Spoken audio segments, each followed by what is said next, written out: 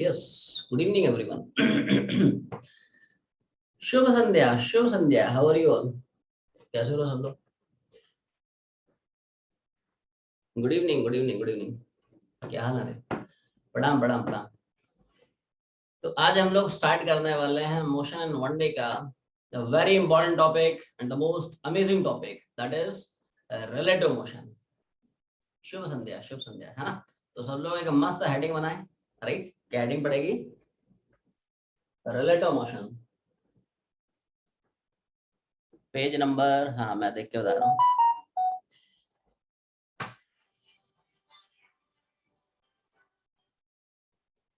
बताओ page number क्या है?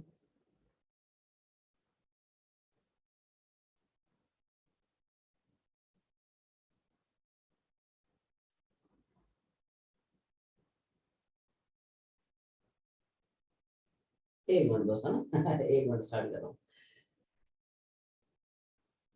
जी सर.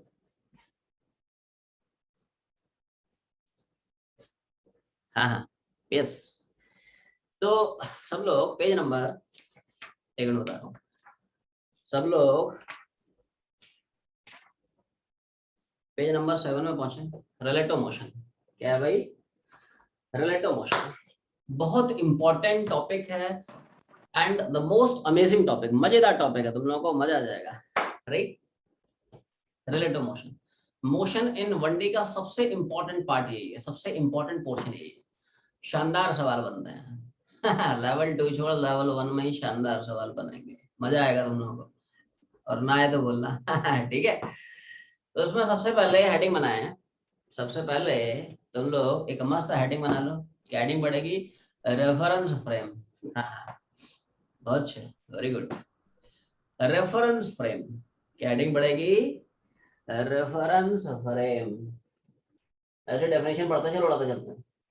सब लोग just go through the definition. एक बार डेफिनेशन देखें. क्लियर है भाई? तो भाई साहब देखो, ऐसा है, कैसा? रेफरेंस फ्रेम, रिलेटिव मोशन में, रिलेटिव मोशन में सबसे पहला, सबसे बेसिक टर्म आया रेफरेंस फ्रेम. क्या आया? छोटे छोटे टर्म्स हैं, एक एक टर्म बहुत अच्छे से समझें, है ना? रेफरेंस फ्रेम, है ना? तो देखो, reference frame is basically a place. क्या है? It is a place from where any observer observes the motion of a body. बोलो मैंने क्या बोला? रेफरेंस फ्रेम एक ऐसा प्लेस है जहां पे बैठ के, खड़े होके, लेट के कोई भी ऑब्जर्वर किसी भी बॉडी के मोशन को ऑब्जर्व करता है, डिस्क्राइब करता है, प्रेडिक्ट करता है. ये सुनो, समझ पा रहे हो बात? ऐसा कोई भी प्लेस जहां पे बैठ के कोई भी ऑब्जर्वर किसी भी बॉडी के मोशन को ऑब्जर्व करे, प्रेडिक्ट करे, डिस्क्राइब करे. जैसे से फॉर एग्जांपल, राइट? जैसे मान लो अभी ऑफलाइन क्लासेस चल रही होती है, बहुत जल्दी शुरू होने वाली है, टेंशन मत ले, है ना? मान ले ऑफलाइन क्लासेस चल रही होती है और तुम लोग इस हॉल में बैठे होते हैं और मैं तुमसे बातें कर रहा होता है. हाँ, एक हाइपोथेटिकल सिचुएशन है. तो जैसे मान लो मैं इस हॉल में बैठ के, खड़े होके, जो भी है, किसी स्टूडेंट के मोशन को, किसी बॉडी के मोशन को ऑब्जर्व कर रहा हूँ, तो क्या मेरे लिए ये जो हॉल है ये बिहेव करेगा as a reference frame? Dull response, ये सुनो. Yes sir. मैं अगर इस हॉल में बैठ के किसी भी बॉडी के मोशन को ऑब्जर्व कर रहा हूँ, किसी स्टूडेंट के मोशन को ऑब्जर्व कर रहा हूँ, ऑल्दो ऑनलाइन में ये फैसिलिटी होती नहीं है. सिर्फ स्टूडेंट टीचर को ऑब्जर्व कर सकते हैं. Converse is not true, converse is not possible. ठीक है. बट मान ले हाइपोथेटिकल सिचुएशन है. तुम यहाँ पे मान लो बैठे हो, सोच लेना, है ना, जस्ट अज्यूम, और मैं मान लो तुम्हारे मोशन को ऑब्जर्व कर रहा हूं, तो मेरे लिए ये जो हॉल है ये एक्ट करेगा एज अ रेफरेंस फ्रेम। तो आसान भाषा में रेफरेंस फ्रेम ऐसा कोई भी प्लेस जिसके रेस्पेक्ट में कोई भी ऑब्जर्वर किसी भी बॉडी के मोशन को ऑब्जर्व करे, डिस्क्राइब करे, प्रेडिक्ट करे, कुछ तो करे। हाँ हाँ हाँ बिल्कुल बिल्कुल बिल्कुल, कोई बात नहीं, है ना ठीक है, चलो अच्छे। तो देखो ऐसा है क्या, रेफरेंस फ्रेम दो तरह का होता है, एक इनर्शियल फ्रेम्स, दूसरे नॉन इनर्शियल फ्रेम्स। पर पूरी बात समझें, ठीक है। रेफरेंस फ्रेम दोस्त दो तरह का होता है, कौन कौन सा, inertial frame, non inertial frame. छाप लो पहले, तुम लोग भी छाप लो, फिर अच्छे से समझाता हूँ, है ना। तुम लोग पहले इसको नोट करें, नोट करें, फिर मैं बताऊंगा, है ना। इनर्शियल फ्रेम और दूसरा आता है दोस्त नॉन इनर्शियल फ्रेम। क्या रहता है, नॉन इनर्शियल फ्रेम। इसको कभी कभी नॉन एक्सलरेटिंग फ्रेम भी बोलते हैं, इसको कभी कभी एक्सलरेटिंग फ्रेम भी बोलता है। समझ पा रहे हो, अभी छाप ले, है ना, समझाऊंगा, टेंशन मत ले, अभी समझने की कोशिश मत कर, अभी छाप ले डिटेल समझाऊंगा, है ना, पहले लिख ले।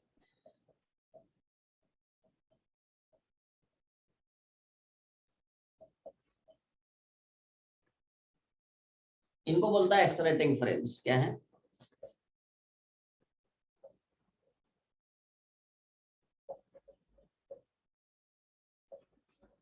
जो इनर्शियल फ्रेम्स हैं इनको फर्दर हम दो पार्ट्स में कैटेगराइज करते हैं। चला गया,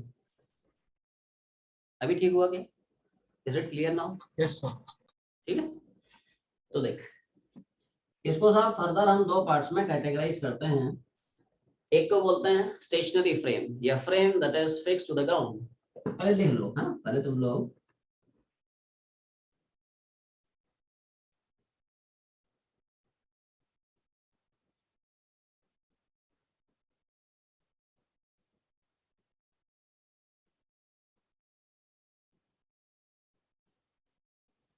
दूसरा आता है frame moving with constant velocity.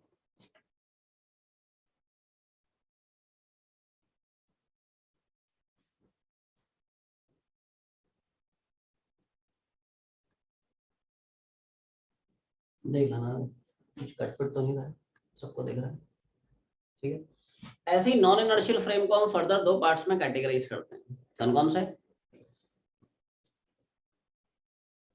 Frame moving with constant acceleration, दूसरा रोटेटिंग फ्रेम। क्या, फ्रेम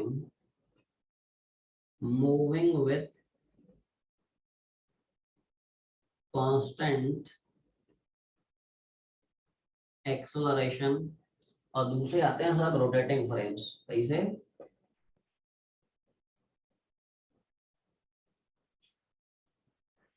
पहले इतना छापा है, ठीक है, फिर आगे की जर्नी में बढ़ाता हूँ।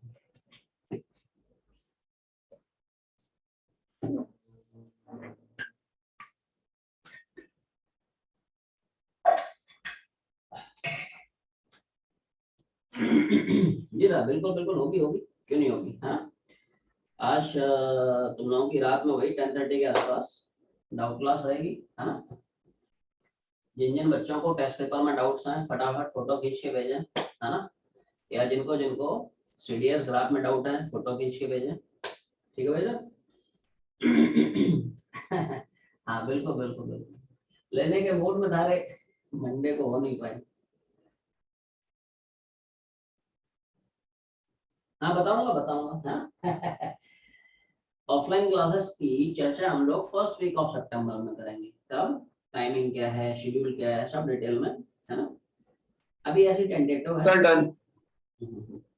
ऑफलाइन क्लासेस की टाइमिंग क्या रहेगी, शेड्यूल क्या रहेगा, वो सारी चर्चा हम लोग सितंबर फर्स्ट वीक में करेंगे, है ना।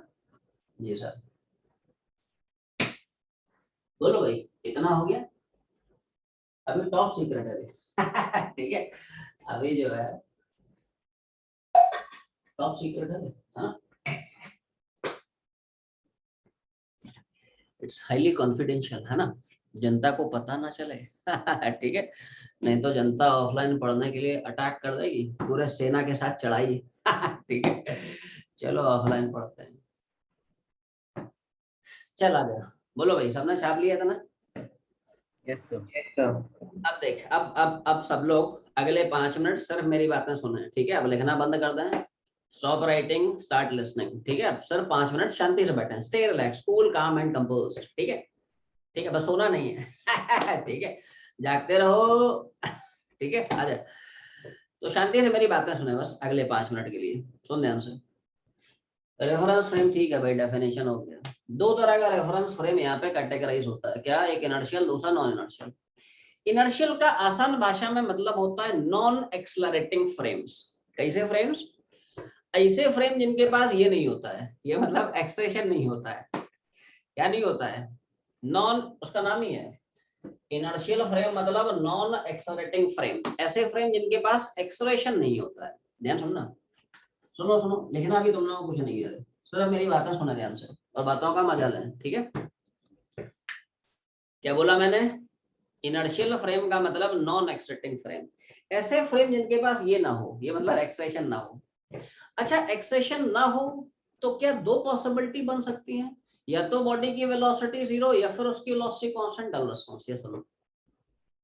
Yes sir. Yes sir. अगर बॉडी की वेलोसिटी 0 तो क्या उसका एक्सेशन 0? दूसरा, अगर बॉडी की वेलोसिटी कांस्टेंट, क्या तो भी एक्सेशन 0? बात सुनो, एक एक बात बहुत अच्छे समझे है ना, एक एक बात है ना, बहुत माइन्यूटली समझे। इधर देख, इधर देख, जिनको नहीं चमका सिर्फ तुम्हारे लिए। ठीक है, तो ऐसे चमका, इधर देख। एक्सेशन और वेलोसिटी का रिलेशन बढ़ता है।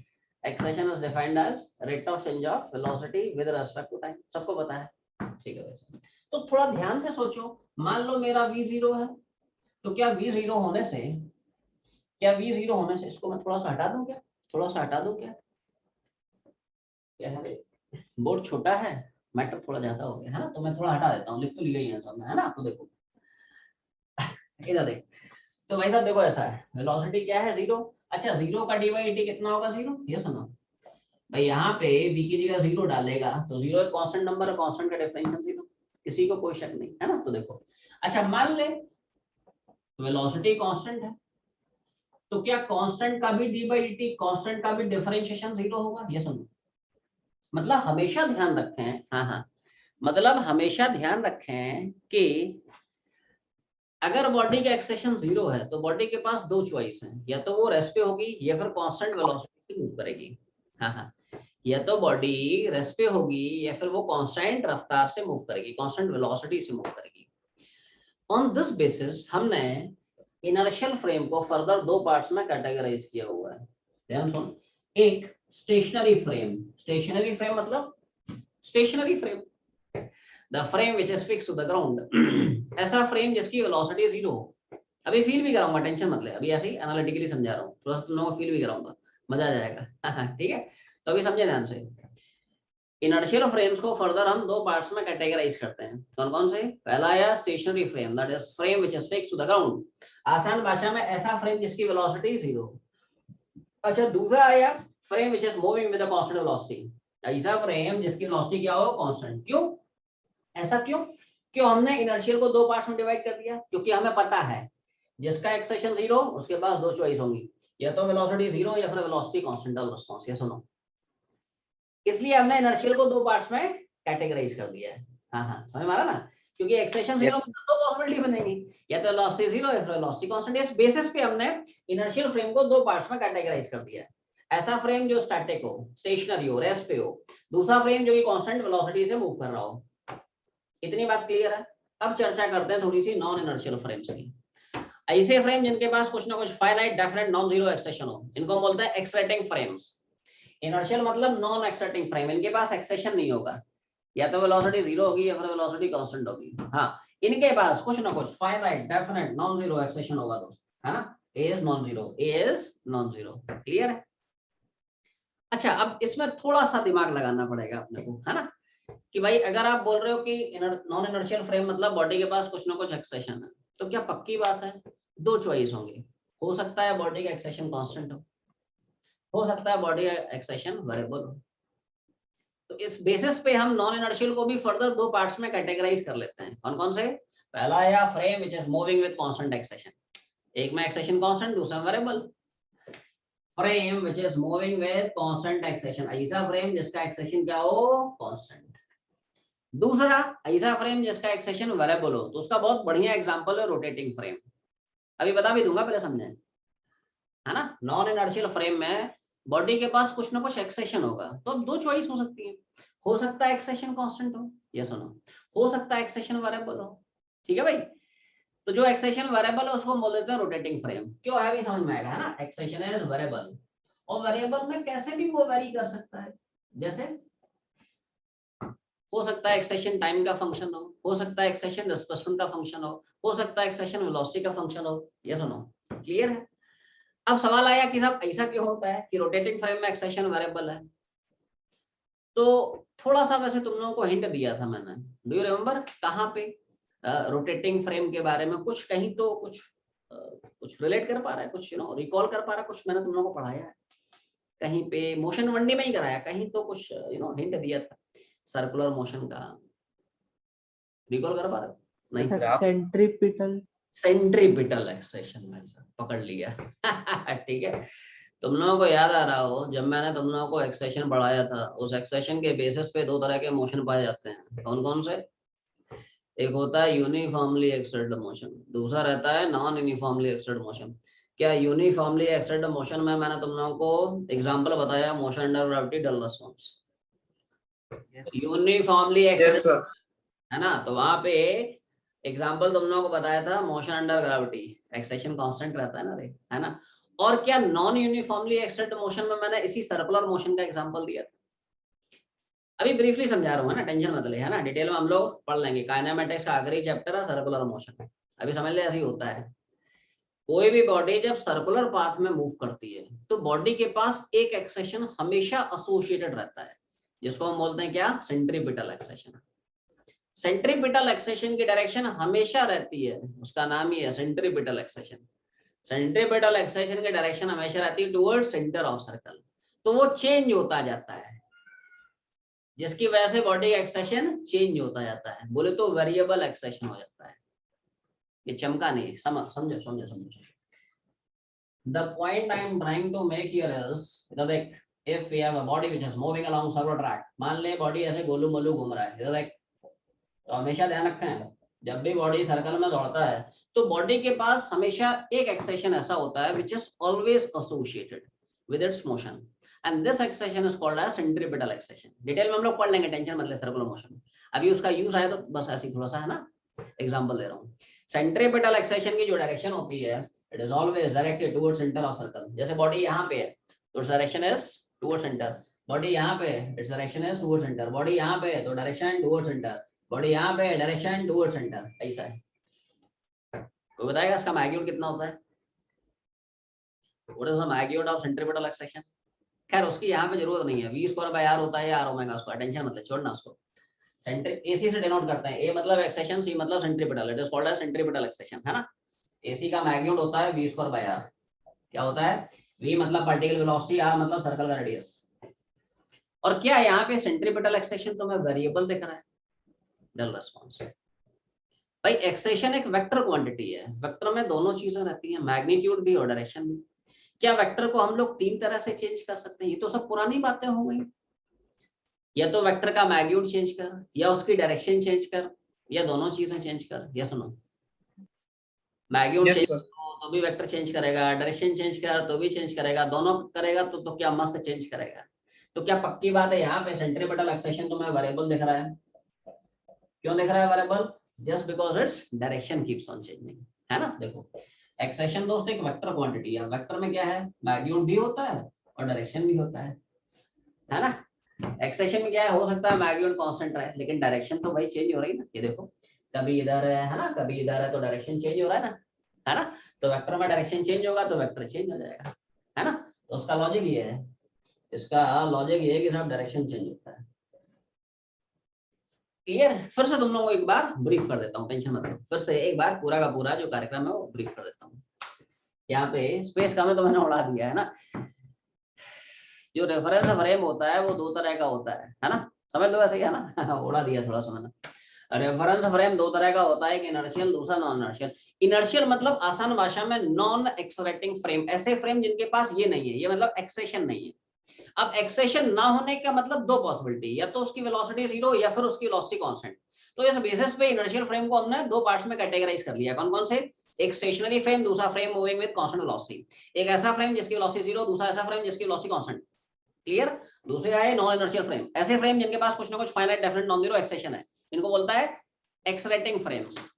अब एक्सेशन है तो दो पॉसिबिलिटी होंगी, या तो एक्सेशन कांस्टेंट होगा या फिर एक्सेशन वेरिएबल होगा, राइट? तो इस बेसिस पे हमने नॉन इनर्शियल फ्रेम को भी दो पार्ट्स में कैटेगराइज कर लिया। कौन कौन से? एक frame moving which is constant acceleration, frame moving with constant acceleration. दूसरा क्या है? Rotating frame.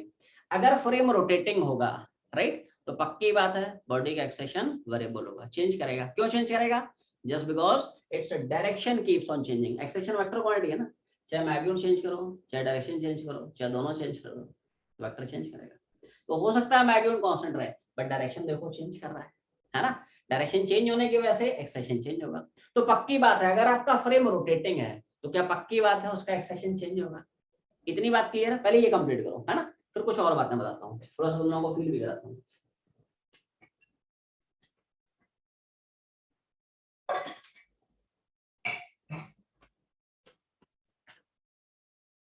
कंप्लीट करो, बताओ कंप्लीट करो, बताओ।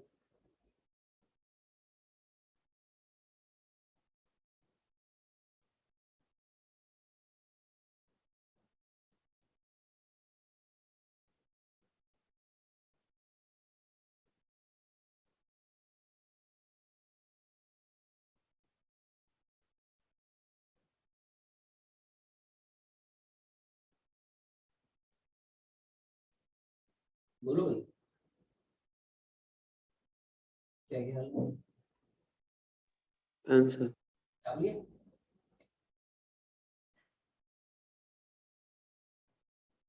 जी सर, आगे बढ़ाएंगे आगे बढ़ा जाए। आंसर क्या बोलिए? चलो बहुत अच्छा। तो वैसा है क्या?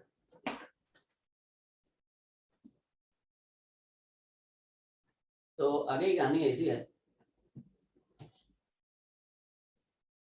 इधर वाला तो हो गया होगा, थोड़ा सा मैं फील करा देता हूँ, है ना, मजा आ जाएगा। जैसे मान ले, सब लोग थोड़ा ध्यान देना, सब लोग थोड़ा ध्यान से सुनो। रेफरेंस फ्रेम का मतलब क्या है ना? Frame moving with constant velocity का मतलब क्या है? स्टेशनरी फ्रेम का मतलब क्या है?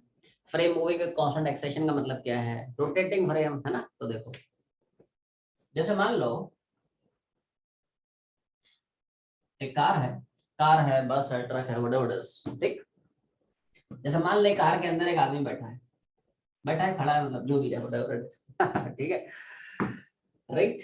बैठे बैठे बोर हो गए खड़ा हो गया, ठीक है? अब थोड़ा ध्यान से देखना, मान लो ये आदमी कार में बैठ के किसी आउटसाइड वाले ऑब्जेक्ट को ऑब्जर्व कर रहा है। क्या बोला मैंने?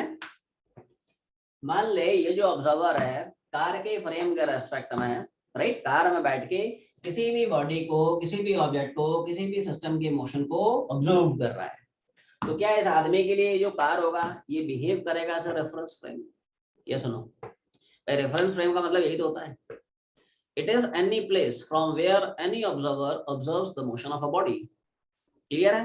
तो अगर ये आदमी इस कार में बैठ के किसी भी बॉडी के मोशन को ऑब्जर्व कर रहा है तो आदमी के रेस्पेक्ट में कार क्या हो गया? Reference frame. अब थोड़ा सा फील लें, मजा आ जाएगा तुम लोगों को, ठीक है? ध्यान सुनना। मान ले आदमी का जो कार है वो रेस्ट पे है। क्या है? कार मान ले रेस्ट पे है। तो क्या आदमी के रेस्पेक्ट में ये जो कार होगा ये बिहेव करेगा स्टेशनरी फ्रेम और frame which is fixed to the ground? Yes no? Yes sir Yes, sir. उसको फील कर। हाँ, डिफरेंट डिफरेंट जो टाइप्स ऑफ फ्रेम पड़ा है उसको थोड़ा फील कर, है ना?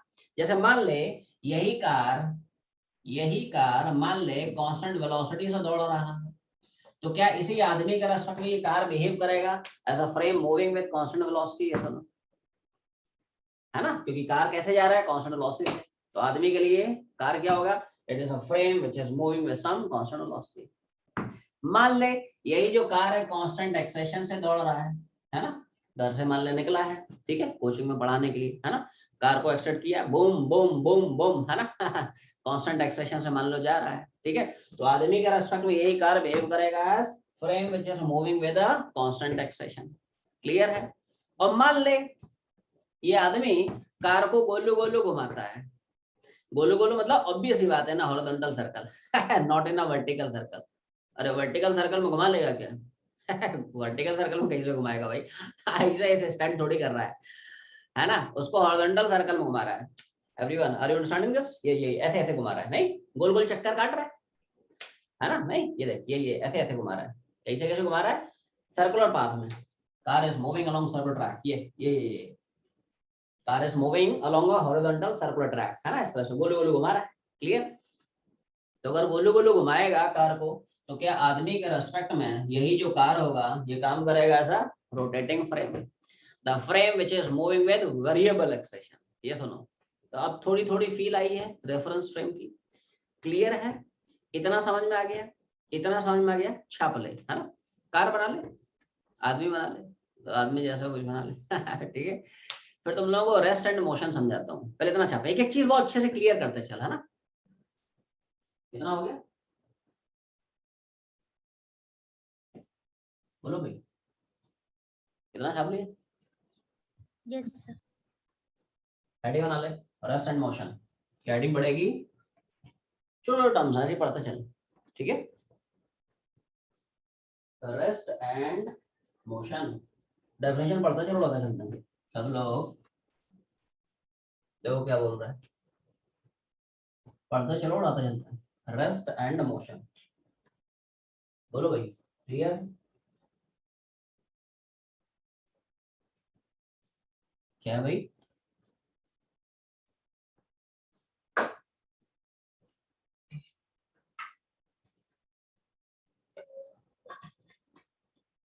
यस, क्लियर है? रेस्ट एंड मोशन छोटे छोटे बातें हैं बट बहुत ध्यान से समझें, अब समझो थोड़ा ध्यान से। रेस्ट एंड मोशन क्या साहब? रेस्ट एंड मोशन, देखो हमेशा तुम लोग सबसे बेसिक और सबसे पहली चीज ये ध्यान रखो कि rest and motion they are relative terms, they are not absolute terms. एक एक बात बहुत ध्यान समझें, दुनिया की कोई भी बॉडी एब्सोल्युटली रेस्ट पे एग्जिस्ट नहीं कर सकती है, दुनिया की कोई भी बॉडी एब्सोल्युटली मोशन में एग्जिस्ट नहीं कर सकती है, सब ये रहता है, ये मतलब रिलेटिव रहता है, इट्स ऑल रिलेटिव। दुनिया में कोई बड़ा नहीं है, कोई छोटा नहीं है, सब ये रहता है, ये मतलब रिलेटिव रहता है। कोई बड़ा इसलिए है क्योंकि बाजू वाला छोटा है, वो छोटा इसलिए क्योंकि वो बाजू वाला बड़ा है, बड़ा छोटा कुछ नहीं है, इट्स ऑल रिलेटिव। बस हमारा ना बीड़ू, सैंपल दिखाओ, हर चीज के लिए सैंपल दिखाने की जरूरत पड़ती है तुम्हें। दिखाओ रे, इधर देख, पहले बता ये लाइन बड़ा है कि छोटा है? पता बड़ा है कि छोटा है? इसके कंपैरिजन में बड़ा है, लेकिन क्या इसके कंपैरिजन में छोटा है? बस यही कहानी है दोस्त। डल रिस्पांस, ये सुनो। Yes sir. It's all relative, it's all relative, कोई बड़ा छोटा नहीं है रे, सब कुछ रिलेटिव है। ये लाइन इसके कंपैरिजन बड़ी है, बट यही लाइन इसके कंपैरिजन में छोटी है, और यही प्रिंसिपल अप्लाई होता है रेस्ट एंड मोशन में। Nothing is absolutely at rest, nothing is absolutely in motion, it's all relative. और कमाल की बात सुन, कमाल की बात सुन, मजेदार बात सुन, जबरदस्त बात, एक ही बॉडी दो अलग अलग फ्रेम के रेस्पेक्ट में साइमल्टेनियसली रेस्ट पे भी हो सकती है, मोशन में भी एग्जिस्ट हो सकती है। बोलो मैंने क्या बोला? एक ही बॉडी एक ही टाइम पे दो अलग अलग फ्रेम के रेस्पेक्ट में रेस्ट पे भी एग्जिस्ट कर सकती है, मोशन में भी एग्जिस्ट कर सकती है। चमका नहीं? सैंपल दिखाऊं? Yes sir. है ना, सैंपल दिखाता हूँ, सैंपल दिखाता हूँ, टेंशन मत ले, एक एक चीज बहुत आसान है ना, अच्छे समझ, है ना, माइन्यूटली समझ, डेप्थ में समझ। इधर देख, इधर देख, तो मैं ये समझाने की कोशिश कर रहा हूँ। इधर देख, जैसे मान लो अभी, है ना, समझो समझो, बैठे बैठे बस समझो, है ना, अभी लिखना नहीं है, लिखने की समझ दूंगा, पहले मेरी बात सुनो। जैसे मान ले, फंडा क्लियर कर, मान ले मेरे पास कोई कार है, कार छोड़ बड़ा लेते हैं, बस है, मान ले अपने पास कोई बस है, ठीक है, राइट, कोई भी पब्लिक व्हीकल है, ठीक है ना, मान ले बस है, बस में मान ले कोई पैसेंजर है, मेरी ड्राइंग में मत जाना है ना, मेरी ड्राइंग थोड़ी शानदार है, ठीक है, लेकिन भावनाओं को बस समझा, भावनाओं बिल्कुल है ना, भावनाएं जो है बिल्कुल प्योर है, ठीक है, कोई केमिकल डायरेक्शन नहीं, ठीक है, केमिकल लोचा नहीं, ठीक है, तो भावनाएं समझे है ना, ड्राइंग को मत जाना। मान लीजिए भाई साहब मिस्टर एक्स है, कौन है, मिस्टर एक्स है, रुक जा, ठीक है दोस्त, ये मान लो लेट्स से मिस्टर वाई है, मेरी ड्राइंग पे मत जाना तुम लोग, है ना, बस भावना थोड़ा समझना, ठीक है, ऐसे बना रहा हूँ, ठीक है, अब रुक रुक ठीक है, मान ले ये भाई साहब कोई मिस्टर जेड है ना, मैं बार बार बोल रहा हूँ, है ना, मेरी ड्राइंग पे तुम लोग मत जाना रे, है ना, ड्राइंग के लिए मुझे माफ करना, ठीक है, बस मेरी भावनाएं थोड़ा समझना, ठीक है, ड्राइंग में ज्यादा टाइम पास नहीं करता हूँ, ठीक है, राइट, गया क्या, रुक जा एक मिनट, अभी आया, अभी आ गया, यस सर, अभी Yes, sir. अब मेरी बात सुन, मेरी बात सुन, मैंने भाई साहब यहाँ पे 3 ऑब्जर्वर बनाए, ये कोई मिस्टर एक्स है, ये कोई मिस्टर वाई है, और ये मान लो भाई साहब मिस्टर जेड है, ठीक है, बस मान लो कांस्टेंट वेलोसिटी जा रहा है, जैसे भी जा रहा है फर्क नहीं पड़ता है, कांस्टेंट वेलोसिटी से, कांस्टेंट एक्सेलेरेशन से, वेरिएबल एक्सेलेरेशन से, व्हाटएवर छोड़ना, ये भाई साहब मान लो रेस्ट पे है, ये कैसे हैं, स्टैटिक ऑब्जर्वर है, ठीक है, ओके, जैसे मान लो मैं मिस्टर जेड के पास जाता हूँ और पूछता हूँ, क्यों मिस्टर जेड, तुम्हारा एक्स के बारे में क्या ख्याल है, तुम एक्स के बारे में क्या सोचते हो, तो जेड क्या बोलेगा, जेड बोलेगा कि एक्स बहुत अच्छा है बट मोशन में है। मैंने क्या किया, मैं जेड के पास गया, मैंने पूछा क्यों मिस्टर जेड, तुम्हारा एक्स के बारे में क्या ख्याल है, बोलता है एक्स बहुत अच्छा है बट मोशन करता रहता है हमेशा। रुको, अब मैंने क्रॉस चेक करने के लिए किसी दूसरे ऑब्जर्वर को पकड़ा, अब मैं नेक्स्ट गया मिस्टर वाई के पास, मैंने पूछा क्यों मिस्टर वाई, तुम्हारा एक्स के बारे में क्या ख्याल है, क्या सोचते हो उसके बारे में, बोलता है एक्स बहुत अच्छा है लेकिन कुछ करता नहीं है, आई मीन करता नहीं है मतलब रेस्ट पे है। कंसेप्ट पकड़, डायग्राम के थ्रू कंसेप्ट पकड़, जो मैं तुम्हें समझाने की, do you know where I am going, है ना, कंसेप्ट जो बताने की कोशिश कर रहा हूँ उसको पकड़। मैं Z के पास गया, पूछा X क्या है, बोलता है मोशन में है। मैं Y के पास गया, बोलता है नहीं नहीं रेस्ट पे। दोनों में से कौन झूठ बोल रहा है, आवाज नहीं आई, ये सुनो इसने बोला कि X जो है मोशन में ये बोल रहा है नहीं नहीं नहीं नहीं नहीं मोशन में नहीं है, रेस्ट पे। दोनों में से कौन झूठ बोल रहा है, आवाज नहीं आई सर, दोनों अपने एक्सेप्ट से सही बोल रहे हैं। मतलब तो समझ में आ गया मतलब तुम लोगों ने पकड़ लिया, समझा ना, दोनों ही सच बोल रहे हैं, सच के सिवा कुछ नहीं बोल रहे समझा ना ठीक है।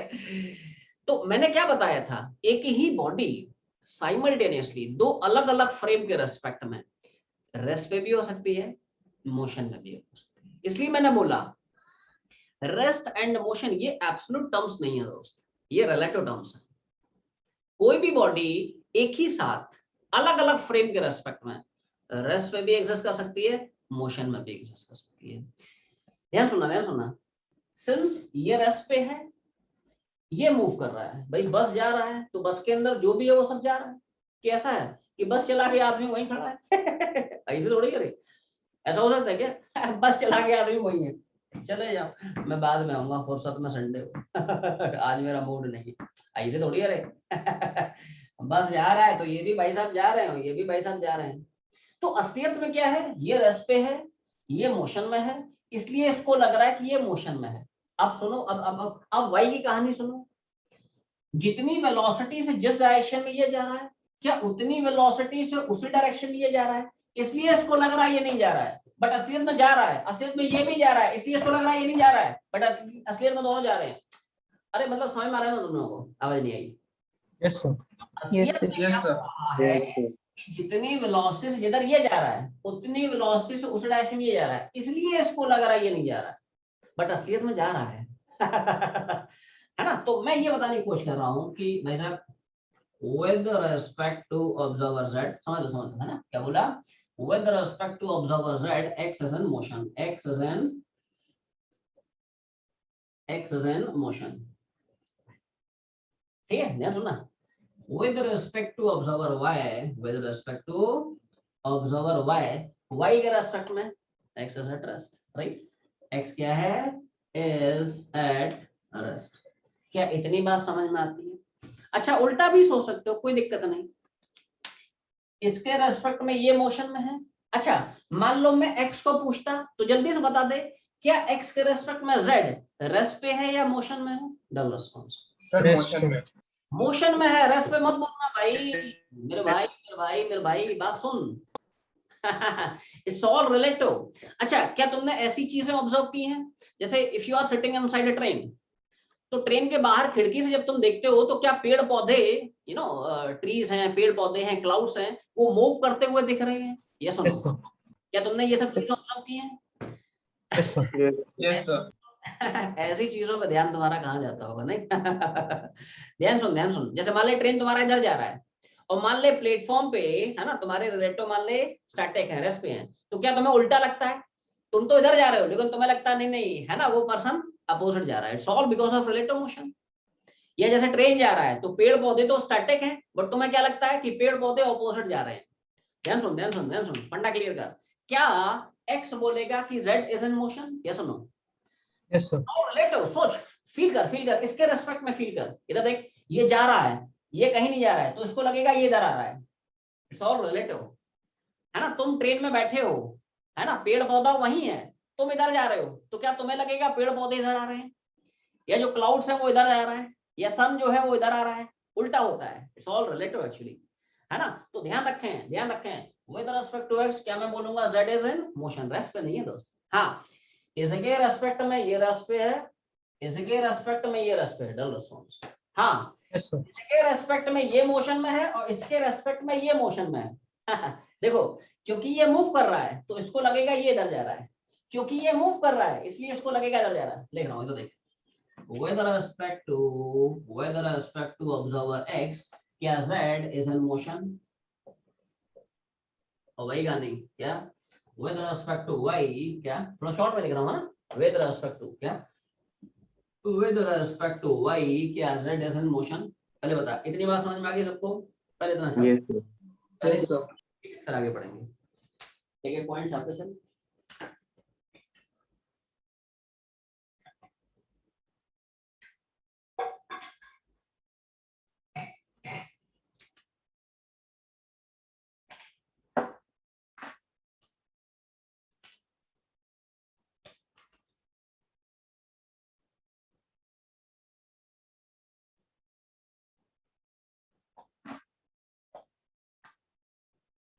कंप्लीट कर लो, बताना.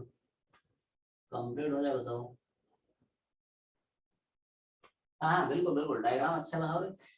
मेरा तो ऐसा ही है. ठीक है, अपना डायग्राम जो है सुंदर से आदमी बना लेना, 2-3, है ना? ठीक है, एक्स बना ले, वाई बना ले, कुछ भी समझ रहा ना? ठीक है.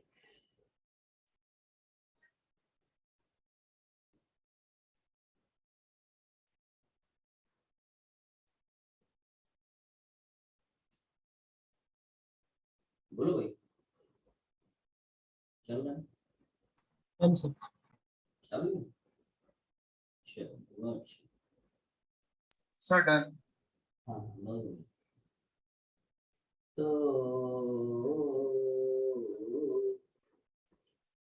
चलो भाई साहब, आगे बढ़े.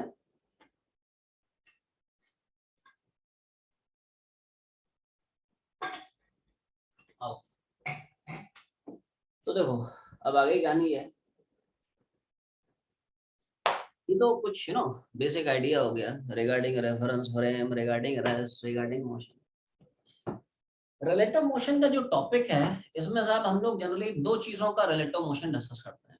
कौन सा? एक रिलेटिव वेलोसिटी और दूसरा रिलेटिव एक्सेलेरेशन. क्या? One is relative velocity, other one is relative acceleration. Right. शुरुआत हम लोग करेंगे रिलेटिव वेलोसिटी से. हेडिंग बना लें. तो सब लोग एक मस्त हेडिंग बनाएं. क्या? Relative velocity. क्या हेडिंग पड़ेगी? ऐसे पढ़ते चलो, आते चलो. अच्छा हाँ, ये वाला एग्जांपल मॉड्यूल में भी लिखा हुआ है, ये जो अभी एग्जांपल दिया है ना, एक बार पढ़ लेना, है ना, मॉड्यूल में भी लिखा दिया है, एग्जांपल की फॉर्म में है ये वाला जो एग्जांपल है, right. If a person is sitting inside a moving bus, the person is in motion with respect to a static observer standing on the ground, but the same person is at rest with respect to a fellow passenger sitting in the same bus, है ना। तो एक बार पढ़ ले सब, उसमें लिखा दिया है, ठीक है भाई। अब रिलेटिव वेलोसिटी, इसको अच्छे से पढ़, रिलेटिव वेलोसिटी तुम्हें समझ में आ जाएगी।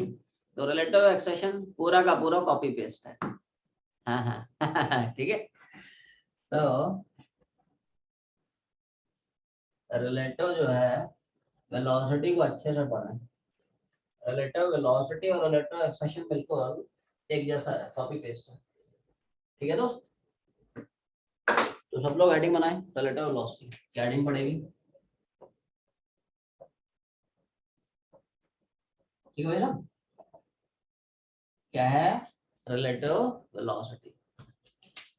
जैसे मान लो अपने पास कोई दो बॉडीज हैं, क्या है भाई, मान ले we are having two bodies, समझ लो समझ लो समझ लो भाई, बाद में छाते हैं, एक छोटा सा बस फॉर्मूला आपने को याद रखना है, ठीक है। जैसे मान ले I am having two bodies, body number A, body number B, ठीक है। मान ले बॉडी जो ए है किसी वेलोसिटी वी से जा रही है, कितना भी मैग्नीट्यूड है, किसी भी डायरेक्शन भाग रहा है, फर्क नहीं पड़ता है, ठीक है।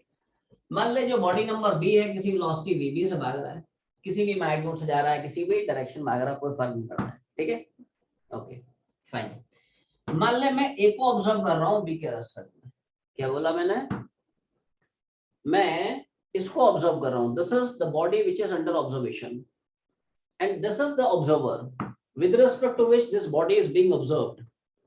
मतलब आसान भाषा में समझते हैं क्या बोल दिया, समझ में आया तुम लोगों। मान ले इस बॉडी को मैं इसके रेस्पेक्ट में ऑब्जर्व कर रहा हूँ, शुद्ध अपनी मातृभाषा में, डगलस मौसिया सुनो, Yes, sir. तो ऑब्जर्व कर रहा हूँ इसके रेस्पेक्ट में, समझ रहा ना। मान ले मैं इसके रेस्पेक्ट में और इसको ऑब्जर्व कर रहा हूँ, तो रिलेटिव वेलोसिटी इस तरह से डिफाइन करते हैं, सही से, वेलोसिटी ऑफ ए लिख रहा हूँ, velocity of A with respect to B, velocity of A minus velocity of B.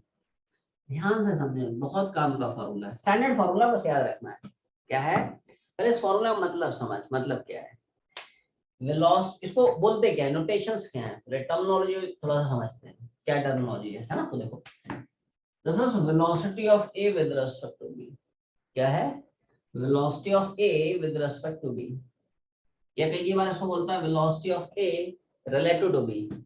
बोलो क्या बोला मैंने, velocity of A with respect to B या velocity of A relative to B.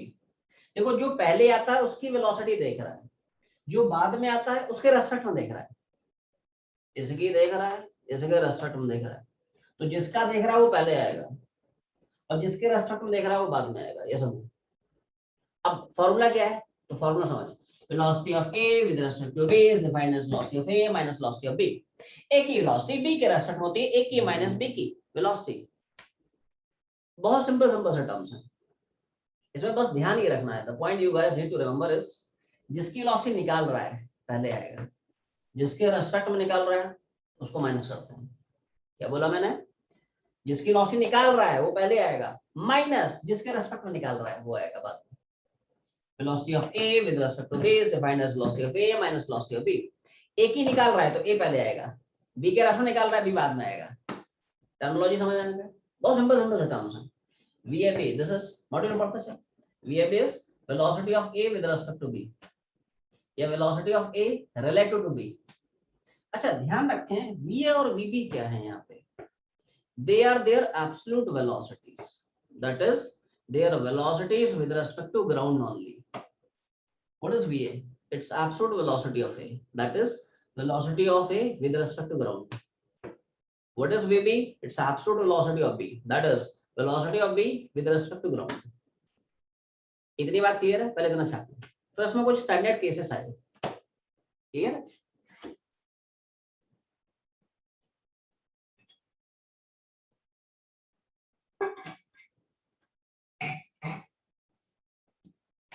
बोलो भाई, इतना शार्प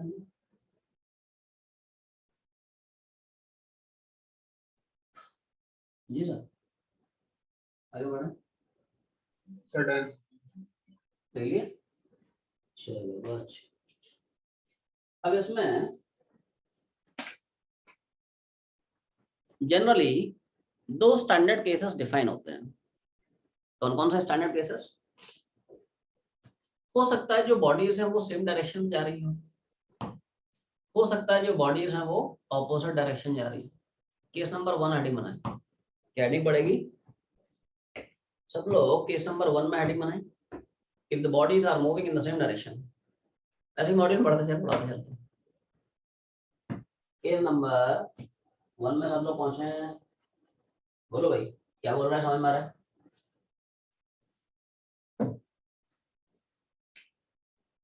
केस नंबर 1 है कि मान ले दो बॉडीज हैं सेम डायरेक्शन भाग रहे हैं, तो अगर दो बॉडी सेम डायरेक्शन जाते हैं तो उनकी रिलेटिव वेलोसिटी दोनों का डिफरेंस हो जाती है। डेरिवेशन भी करा दूंगा, टेंशन मत ले, पहले फॉर्मूला क्या वो समझ, है ना? तो देखो समझे ध्यान से, अगर दो बॉडीज हैं which are moving in the same direction, एक ईस्ट में जा रही है दूसरा भी ईस्ट में जा रहा है, एक नॉर्थ में जा रहा है दूसरा भी नॉर्थ में जा रहा है, अगर दो बॉडी सेम डायरेक्शन जाते हैं तो दोनों की जो रिलेटिव वेलोसिटी है, वी रिलेटिव बोलते हैं, ये REL वी रिलेटिव, तो दोनों की रिलेटिव वेलोसिटी, दोनों की वेलोसिटीज का डिफरेंस हो जाता है। क्यों हो जाता है? दो लाइन का डेरिवेशन उड़ा दूंगा, पहले फंडा समझ। If we have two bodies which are moving in the same direction, their relative velocity will be the difference of their velocities, है ना? छाप ले दो लाइन का डेरिवेशन बता देता हूँ क्या है, कैसे आ रहा है।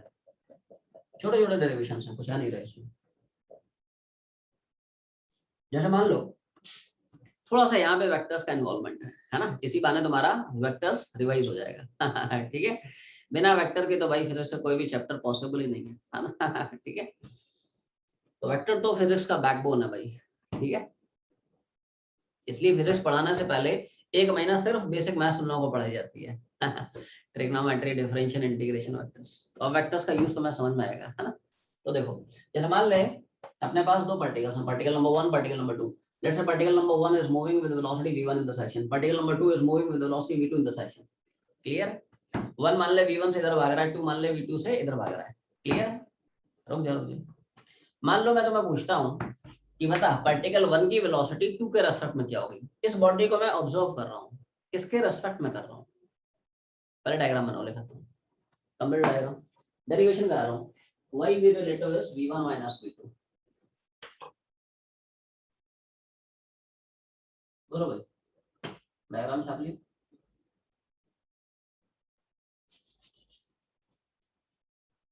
Yes,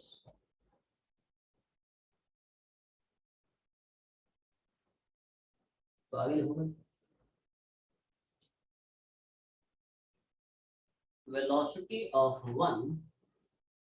of particle 1 with respect to 2 is velocity of particle 1 with respect to particle 2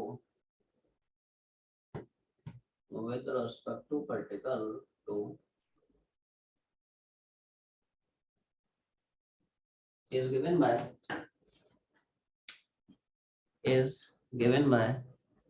ठीक है। तो देखो भाई पहले बता, क्या ये क्वेश्चन तुम्हें चमका? कैसे लिखा मैंने? Yes, sir. नहीं, आ जा इधर देख भाई साहब, अभी भी थोड़ी देर पहले तुम लोगों को क्या फॉर्मूला पढ़ाया गया? स्टैंडर्ड फॉर्मूला, बस याद रखना है।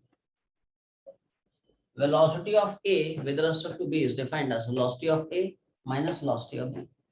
A की वेलोसिटी B के रेस्पेक्ट में क्या होगी? A की माइनस B की वेलोसिटी, ठीक है। अब जैसे मान लो 1 की वेलोसिटी पूछता है, 2 के रेस्पेक्ट में पूछता है, तो नोटेशन पहले समझे। v12 का मतलब क्या है? दिस इज वेलोसिटी किसकी? 1 की, किसके रेस्पेक्ट में? 2 के रेस्पेक्ट में। तो जिसकी निकाल रहा है वो पहले आएगा, जिसके रेस्पेक्ट में निकाल रहा है उसको माइनस करते हैं, ये सिंपल लॉजिक है। velocity of A with respect to B is velocity of A minus velocity of B। velocity of 1 with respect to 2 is defined as velocity of 1 minus velocity of 2। is it clear? अब सवाल आया v1 v2 निकालेंगे कैसे? तो vector का फंडा हम लोग यूज करेंगे, जल्दी से बता दे। What is the formula of unit vector? आवाज नहीं है, बोलो भाई।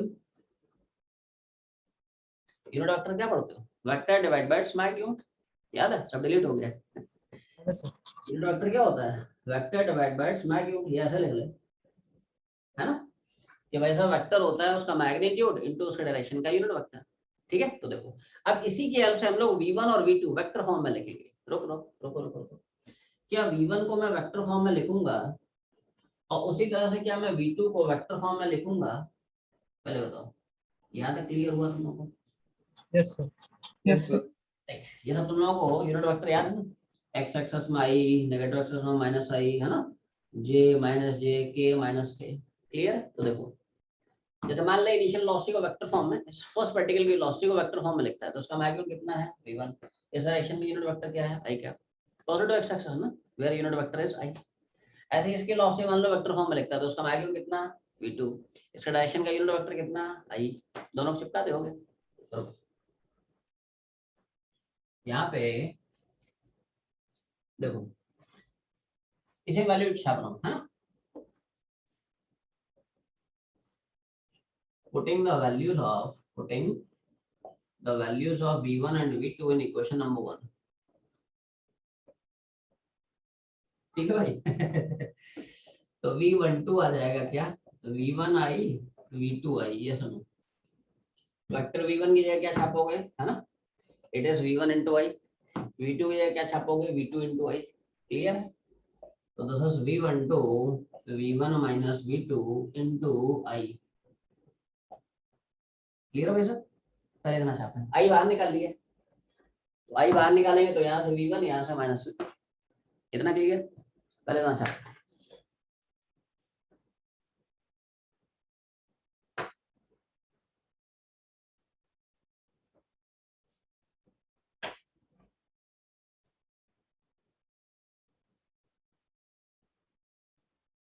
बोलो भाई कितना हो गया?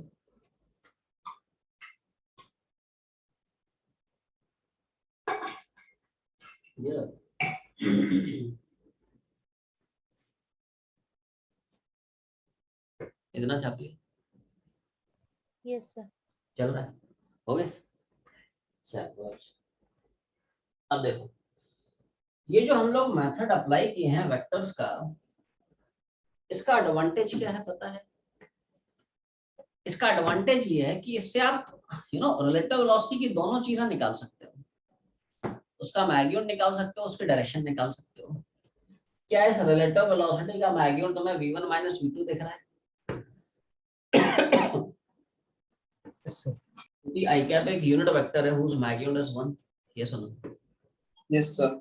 भाई, मान ले मैं तुमसे पूछता था, देख कि magnitude of relative velocity, magnitude of, थोड़ा शॉर्ट में लिख रहा हूँ ना, रिलेटिव वेलोसिटी, है ना, तो देखो v रिलेटिव, तो क्या मेरा v1 माइनस v2 आता? क्यों? क्योंकि भाई साहब i कैप तो वैसे यूनिट वेक्टर ऑफ मैग्नीट्यूड 1 है ना, reason is the magnitude of unit vector i cap is 1। Clear है?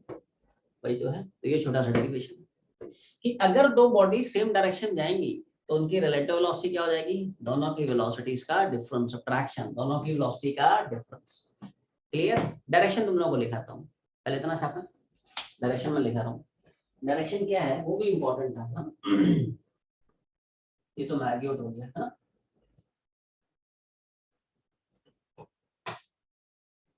तो लिखो भाई थोड़ा सा डायरेक्शन में लिख लो। The direction of velocity of one, the direction of velocity of one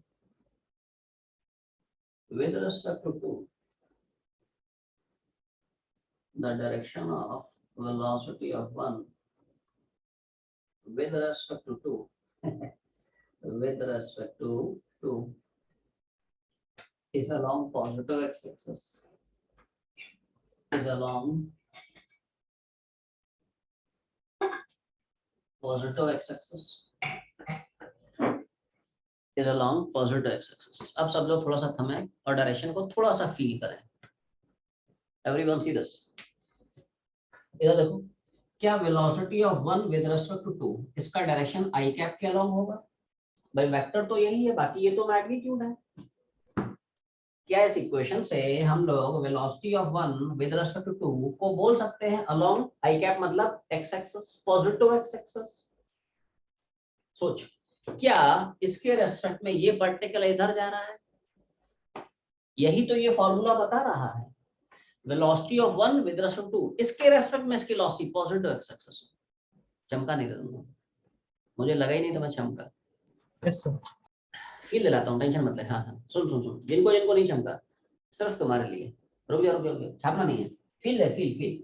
इस टॉपिक में ना थोड़ा फील आना बहुत जरूरी है, क्योंकि थोड़ा सा ट्रिकी टॉपिक है, और है ना, फंडामेंटल्स एकदम क्रिस्टल क्लियर होना चाहिए। थोड़ा सा फील कर, मजा आ जाएगा तुम लोगों को, है ना। रुक रुक रुक। जैसे मान ले ये भाई साहब 2 मीटर पर सेकंड से जा रहे हैं, ये भाई साहब 5 से जा रहे हैं, ध्यान सुन। तो क्या मैं बोलूंगा, इसके रेस्पेक्ट में ये 3 से इधर जा रहा है, डबल रिस्पॉन्स। Yes, sir. मेरी बात समझ? अब यहाँ से तुम्हें डायरेक्शन का फंडा क्लियर होगा। थोड़ा फील करना पड़ेगा, ऐसे बैठे बैठे नहीं आएगा रे, फील करना पड़ेगा ना, एफर्ट्स तो डालने पड़ेंगे ना भाई, बैठे बैठे थोड़ी आएगा। फील कर फील कर फील कर फील कर फील कर फील कर। ठीक है, तुम 2 से जा रहे हो, तुम्हारे आगे वाला 5 से जा रहा है, तो तुम्हें क्या लगेगा, आगे वाला 3 से जा रहा है, तुम्हारे रेस्पेक्ट में इसकी रिलेटिव वेलोसिटी क्या होगी, v1 minus v2, 5 minus 2 that is 3 इधर, क्योंकि तुम धीरे धीरे चल रहे हो, आगे वाला तेज चल रहा है, तो तुम्हारे रेस्पेक्ट में आगे वाला आगे ही जाएगा, डल रिस्पॉन्स। क्या फील आ रही है? Yes, y sir. Direction of Yes, sir. this with respect to this is along positive x axis। क्यों इसको लग रहा है कि ये वाला इधर भाग रहा है? असलियत में ये लॉजिक है, ये 2 से जा रहा है, ये 5 से जा रहा है, तो उसको लगेगा ये 3 से जा रहा है। ये फंडा है दोस्त, क्लियर? एग्जांपल ऐसे छाप लो, है ना, एग्जांपल ऐसे छाप लो। ये पहला और बेसिक केस है, when the bodies are moving in the same direction. इसका अपोजिट है सेकंड केस, पहले इतना छापो। केस 2 पे आते हैं।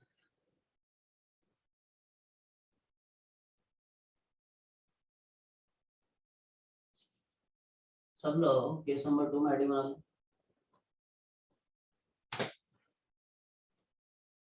क्या है, अगर मान लो बॉडीज अपोजिट भाग रहे हैं,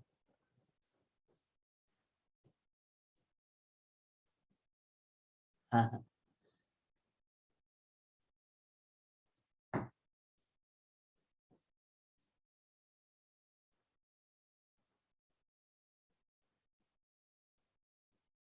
डिस्टेंस काफी ज्यादा है ना।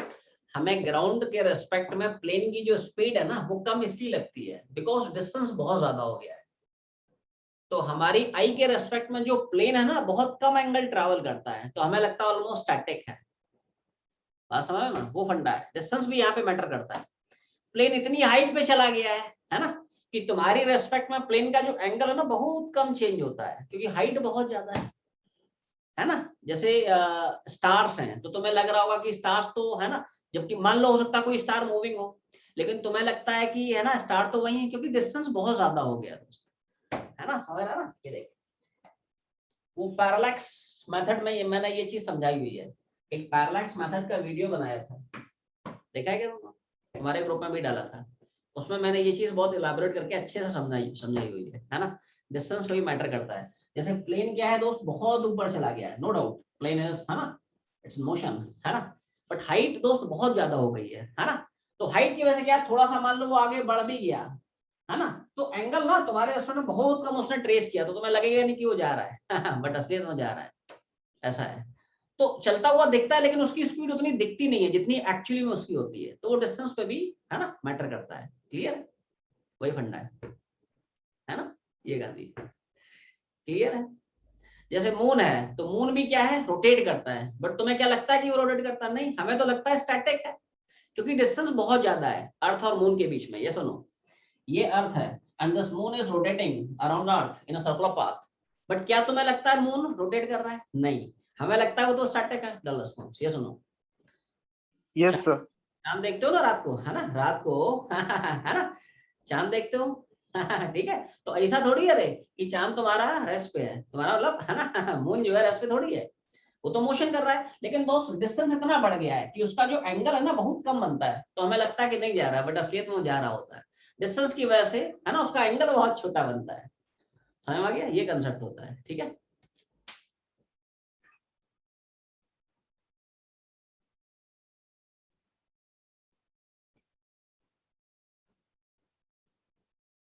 बोलो भाई, क्लियर है?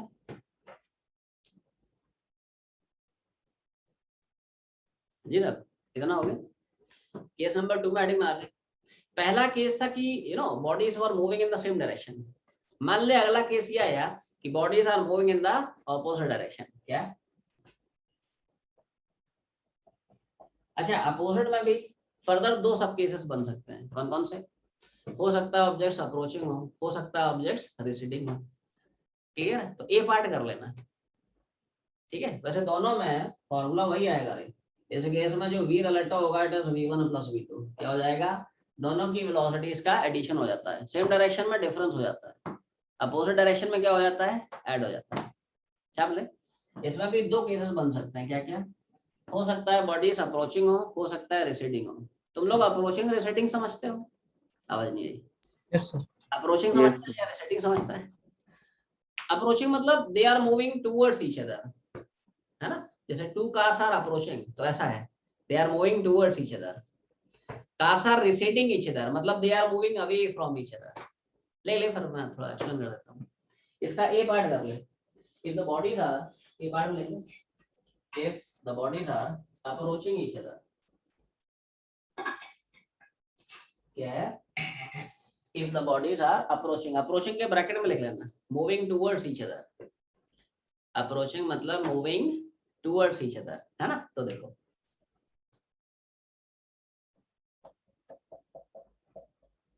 जैसे मान ले बॉडी नंबर 1 है, बॉडी नंबर 2 है। ये मान लो भाई साहब v1 से इधर जा रहा है, ये मान लो v2 से इधर जा रहा है। इस केस को बोलता है अप्रोचिंग। अप्रोचिंग मतलब मूविंग टुवर्ड्स ईच अदर, ऐसा है। ठीक है, डायग्राम बना ले, लिखा देता हूँ। बिल्कुल सेम डेरिवेशन है as in the previous case, है ना?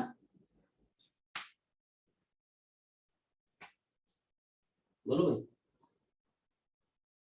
इतना छाप दिया। Yes, sir. If a frame has variable acceleration but it is not rotating, इसे क्या बोलेंगे? हाँ, frame moving with variable acceleration. समझ रहे ना? Frame moving with variable acceleration बोलते हैं, क्या दिक्कत है? समझ रहे ना? सर तो वो रोटेटिंग फ्रेम्स की कैटेगरी में आएगा? नहीं, उसमें नहीं रहेगा। रोटेट नहीं कर रहा है तो उस कैटेगरी में क्यों रहेगा? ठीक है, ओके सर। वो तो रोटेटिंग फ्रेम मैंने ऐसे ही एग्जांपल दे दिया, समझ रहे ना? भाई वेरिएबल एक्सेशन के बहुत सारे केसेस बन सकते हैं, उसमें rotating frame is just one of them. समझ रहे ना? यस ये सर। तो देखो ऐसा थोड़ा सा लिखा रहा हूँ। देखो, velocity of particle 1 with respect to 2 is, क्या है भाई? Velocity of particle 1 with respect to 2 is, आवाज नहीं आई भाई साहब, आना तो बोलो। कैसे लिखा समझ में आया? अब तो रिलेटिव वेलोसिटी ही तुम लोगों को समझ में आने लगी होगी। इधर देख, Yes, sir. Velocity of 1 with respect to 2 is velocity of 1 minus velocity of 2। एक ही वेलोसिटी b के रेस्पेक्ट में, एक ही माइनस b की, जिसकी निकाल रहा है उसकी पहले, जिसके रेस्पेक्ट में निकाल रहा है उसको माइनस कराता है। ठीक है, रुको रुको रुको। अब वही फॉर्मूला, क्या वेक्टर होता है उसका मैग्नीट्यूड इनटू वेक्टर के डायरेक्शन का यूनिट वेक्टर। ठीक है, अब रुको रुको, तो क्या मैं रुक जाओ, इसी से v1 लिखूंगा, आवाज नहीं गई, और क्या हम v2 लिखेंगे? भाई साहब आना तो बोलो, यस नो? जैसे Yes, sir. तो मैग्नीट्यूड कितना हो गया v1, लेकिन इस डायरेक्शन में, अब इस डायरेक्शन में यूनिट वेक्टर क्या होता है? माइनस आई। इधर प्लस आई, इधर माइनस आई। अच्छा, v2 तो समझ में आ गया होगा, v2 इंटू इधर वाला क्या आई, क्या क्लियर? दोनों चिपका दे, हो गया। ज्यादा दो लाइन के प्रूफ है ना? थोड़े से बिल्कुल वैसे ही है as in the previous case, है ना? आवाज नहीं आई, ये सुनो, v1 हो गया माइनस v1 आई, है ना? v2 हो गया v2 इंटू आई। क्लियर? दोनों में से माइनस आई बाहर निकाल ले, दोनों में से, है ना? क्लियर? इधर ले लेता हूं।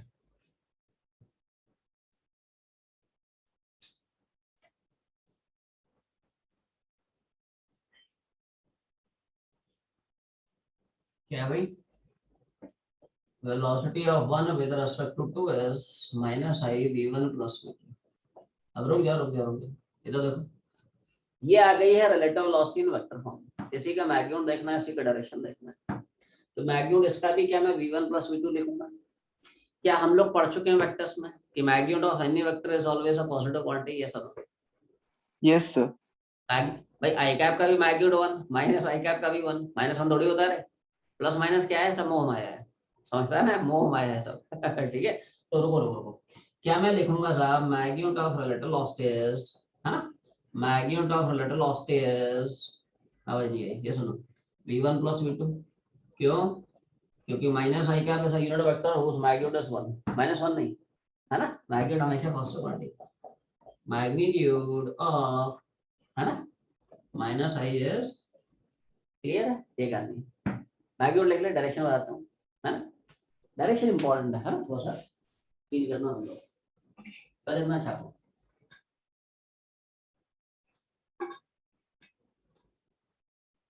बोलो भाई कितना लिख लिए,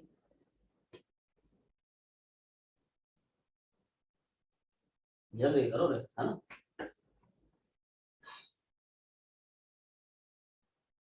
डन सर। काफी है? Done sir. लिखो, सर डन। तो उसके बाद थोड़ा सा लिखो, direction of velocity of one, direction of velocity of one with respect to is direction of velocity of one with respect to is along negative x-axis, along negative x-axis। पहले ये बात समझने की कोशिश करो कि how direction of velocity of one with respect to it is along negative x-axis।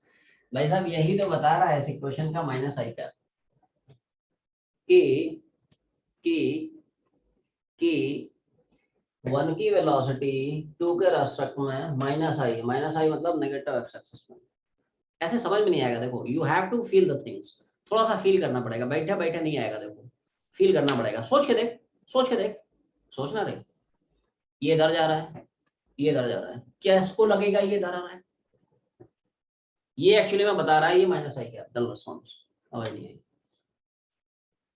This is the direction of relative velocity of one with respect to, ऐसा बना तो यस सर। Yes sir. और फील ही नहीं कर पा रहे, Yes, sir. तुम लोग फील नहीं कर पा रहे, मेरी बात सुन, इधर देख, सुन, इधर भाग रहा है, फील करना रे, अब बैठा बैठा मैं बता रहा हूँ ना, नहीं आएगा रे फील करना पड़ेगा, समझा ना अंदर से फील आनी पड़ेगी, है ना, ये देख, मतलब उसको तन की आंखों से नहीं मन की आंखों से देखना पड़ेगा ठीक है, ये इधर भाग रहा है, ये इधर भाग रहा है, तो उसको क्या लगेगा, ये इधर जा रहा है, इधर जा रहा है, तो उसको लगेगा ये इधर आ रहा है। एग्जांपल दिखाता हूँ, सुन ना, इधर देख, मेरी बात सुन, सुन सुन सुन सुन सुन सुन सुन जैसे ये मान ले 2 से इधर जा रहा है, ये मान ले 4 से इधर जा रहा है, तो इसको क्या लगेगा, ये 6 से इधर जा रहा है, डल रिस्पांस, ये सुनो, ये फंडा है, यस सर। मेरी बात सुन यार, ये 2 से इधर जा रहा है, ये 4 से इधर जा रहा है, तो क्या इसको लगेगा कि ये 6 से इधर आ रहा है, रिलेटिव वेलोसिटी बढ़ गई ना रे, v1 प्लस v2 हो गया, तो इसके रेस्पेक्ट में इसके रिलेटिव वेलोसिटी 2 + 4 = 6, लेकिन सोच ले, फील करना, ये इधर जा रहा है, ये इधर जा रहा है, तो इसको लगेगा इधर ही इधर आ रहा है, समझ पा रहा ना छाप ले, है ना, this is magnitude and direction of relative velocity of this with respect to this, clear। ये अप्रोचिंग वाला है, इसी का दूसरा सब केस आया रेसिडिंग, पहले इतना छाप लो, है ना, फिर हम लोग रेसिडिंग करते हैं, उसमें भी फार्मूला वही है, बस डायरेक्शन थोड़ा सा चेंज, बोलो भाई इतना हो गया, बी पार्ट कर ले, हाँ बी पार्ट में लिख ले, यस सर। हाँ हाँ, बी पॉइंट में हेडिंग मार ले, if the bodies are receding, if the bodies are receding, receding के ब्रैकेट में लिख ले क्या, moving away from each other, क्या भैया, moving away from each other, moving away from each other, बोलो भाई छाप लिया, तो पहले बता अप्रोचिंग रेसिडिंग का फंडा क्लियर हो गया तुम्हें, आवाज नहीं आई, देख अप्रोचिंग में भी अपोजिट डायरेक्शन है, रेसिडिंग में भी अपोजिट डायरेक्शन में, अप्रोचिंग में क्या है सेपरेशन घटती है, रेसिडिंग में क्या है सेपरेशन बढ़ती है, डल response, these two particles they are receding each other, they are moving away from each other, ये वन v1 से इधर जा रहा है, 2 v2 से इधर जा रहा है, बट है तो उनकी वेलोसिटी अपोजिट डायरेक्शन में, है ना, तो उसके बाद लिखो after the diagram, note it down, velocity of one with respect to is velocity of one with respect to 2s,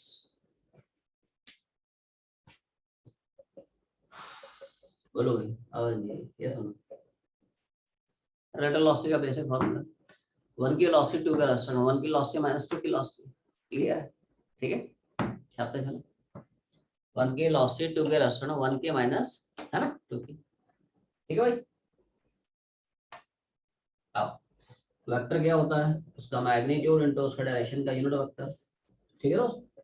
तो v1 क्या मैं ये लिखूंगा और v2 क्या मैं ये लिखूंगा, है ना? तो बोलो भाई, ये सुनो इसकी वेलोसिटी क्या है, मैग्नीट्यूड v1 इनटू डायरेक्शन का यूनिट वेक्टर आई, इसकी वेलोसिटी v2 इनटू इधर क्या है माइनस आई, है ना? दोनों चिपका दे,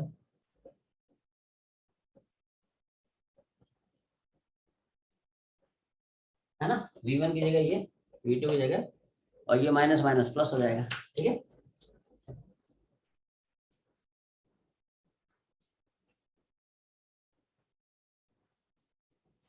देखो तो velocity of 1 with respect to क्या v1 i plus v2 i हो जाएगा, yes no, minus minus plus हो गया, दोनों में से i बाहर निकालना, i की नहीं आ गई, क्लियर?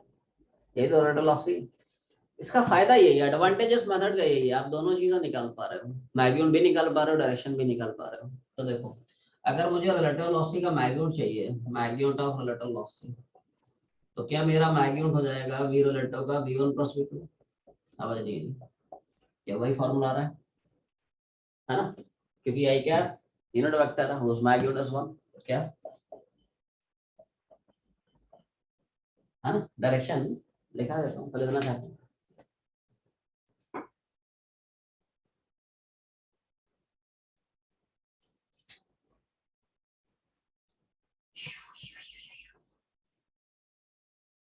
बोलो भाई कितना होगी?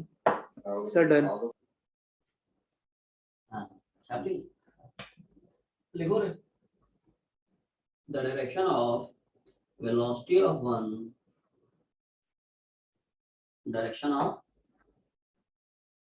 velocity of one with respect to 2 is direction of velocity of one with respect to 2 is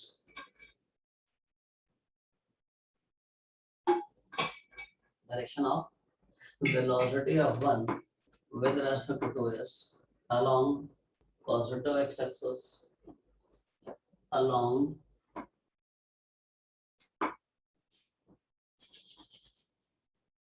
positive x-axis। तो पहले ये होता क्या डायरेक्शन, दोनों चमकी आवाज नहीं आई, ये सुनो क्या यस डायरेक्शन, सर। डायरेक्शन थोड़ी सी ट्रिकी है, थोड़ा सा फील करना पड़ेगा, तो वैसे बैठे बैठे नहीं आएगा ठीक है। इधर देख क्या 1 की वेलोसिटी 2 के रेस्पेक्ट में आई, क्या मतलब अलोंग पॉजिटिव एक्स एक्सिस से, सोच के देख थोड़ा सा इसको कैसा लग रहा होगा, ये इधर जा रहा है, हाँ हाँ प्लीज रिपीट द स्टेटमेंट, हाँ वेरी गुड लिख ले एक झटके में लिख ले, direction of velocity of 1 with respect to 2 is along positive x axis, थोड़ा स्पीड में हो गया, लिख लिया रे, ठीक है। अब सुन मेरी बात, इधर देख ये इधर जा रहा है, ये इधर जा रहा है, तो इसको नहीं लगेगा कि इधर इधर जा रहा है, ऐसा फील कर ऐसे नहीं आएगा रे, ये इधर जा रहा है, ये इधर जा रहा है, तो इसको लगेगा उधर ही उधर जा रहा है, चमका नहीं दे तुम लोगों को। सुन इधर देख एग्जांपल दिखाता हूँ, जब सैंपल दिखाता हूँ तब चमकेगा इधर देख, जैसे मान ले मेरे पास भाई साहब दो particles, particle number 1 particle number 2, ये मान लो 3 से इधर जा रहे हैं, ये मान लो 5 से इधर जा रहे हैं, तो क्या इसको लगेगा ये 8 से इधर जा रहा है, डबल रिस्पांस, ये सुनो यस सर। Yes sir. ये 3 से इधर जा रहा है, ये 5 से इधर जा रहा है, तो उसको क्या लगेगा, इसके रेस्पेक्ट में इसकी वेलोसिटी 3 प्लस 5 मतलब 8। अब रिलेटिव मोशन थोड़ा फील करना पड़ेगा, तो ऐसा नहीं आएगा रे, हाँ वो feel, you have to feel the things, ये इधर जा रहा है, ये इधर जा रहा है, तो उसको क्या लगेगा, इसको लगेगा उधर ही उधर जा रहा है। अरे तुम्हारी ट्रेन इधर जा रही है ना, तो पेड़ पौधे अपोजिट भागते हैं ना, कि सेम डायरेक्शन भागते हैं वही कहानी है रे, इट्स ऑल रिलेटिव एक्चुअली, है ना? तो ये इधर जा रहा है, ये इधर जा रहा है, तो उसको लगेगा उधर ही उधर जा रहा है, ऐसा है। छापने एग्जांपल छापने, ठीक है।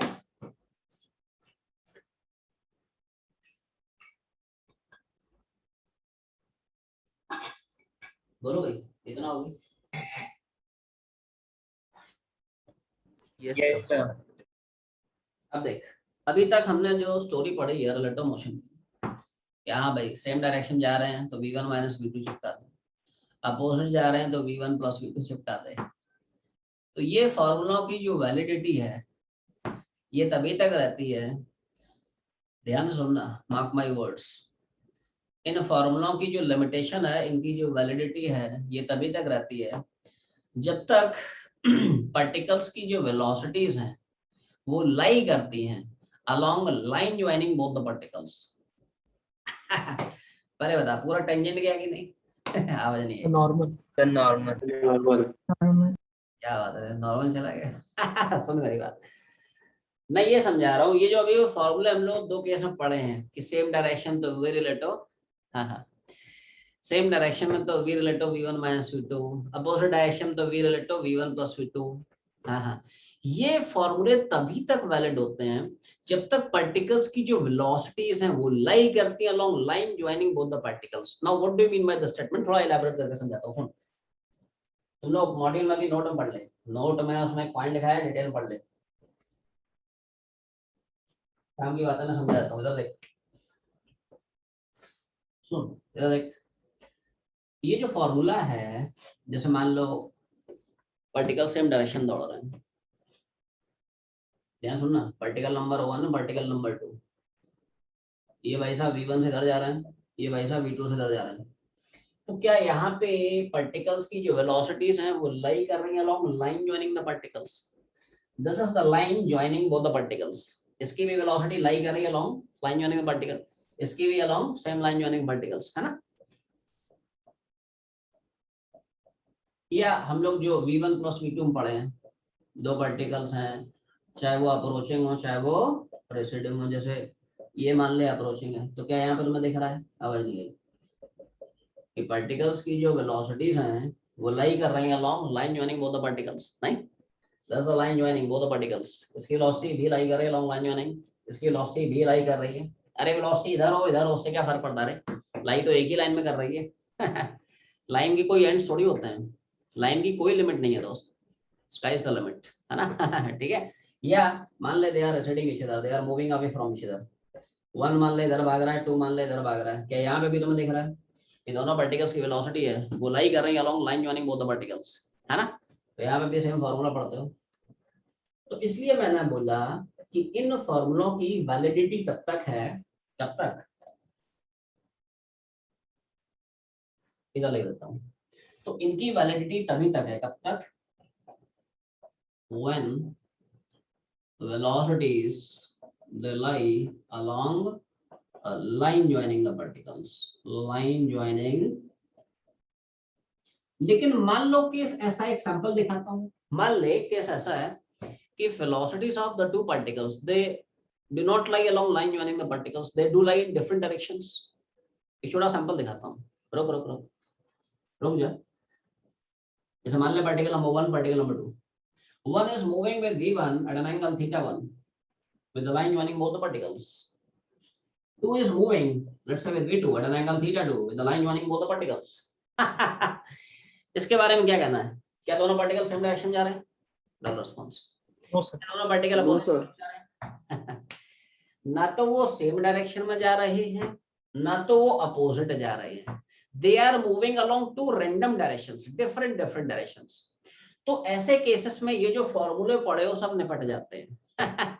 ऐसे केस में v रिलेटिव बराबर v1 माइनस v2 या v1 प्लस v2, ये सब निपट जाते हैं। तो ऐसे केसेस को कैसे कैसे डील करेंगे, that we are going to discuss now. ठीक है, पहले इतना छाप लें।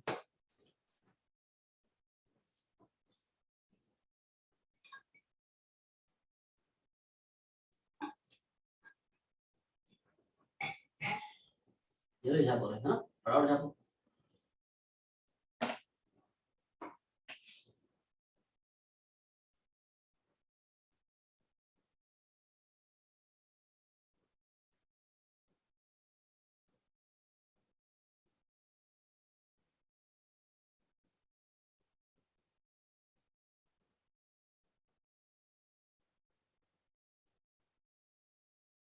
बोलो भाई।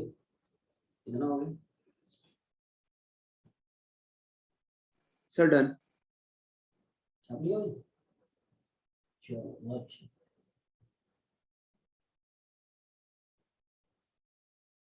वेरी गुड जी सर। तो आगे बढ़े। तो उसको ना तुम लोग केस नंबर 3 बना के लिख लो, जैसे अभी तक हम लोग केस 1 केस 2 पढ़े ना, इसको केस नंबर 3 कर ले। ऐसे एक नया हेडिंग छाप ले, सब लोग केस नंबर 3 करके ले लो, है ना। केस नंबर 3 में लिखो।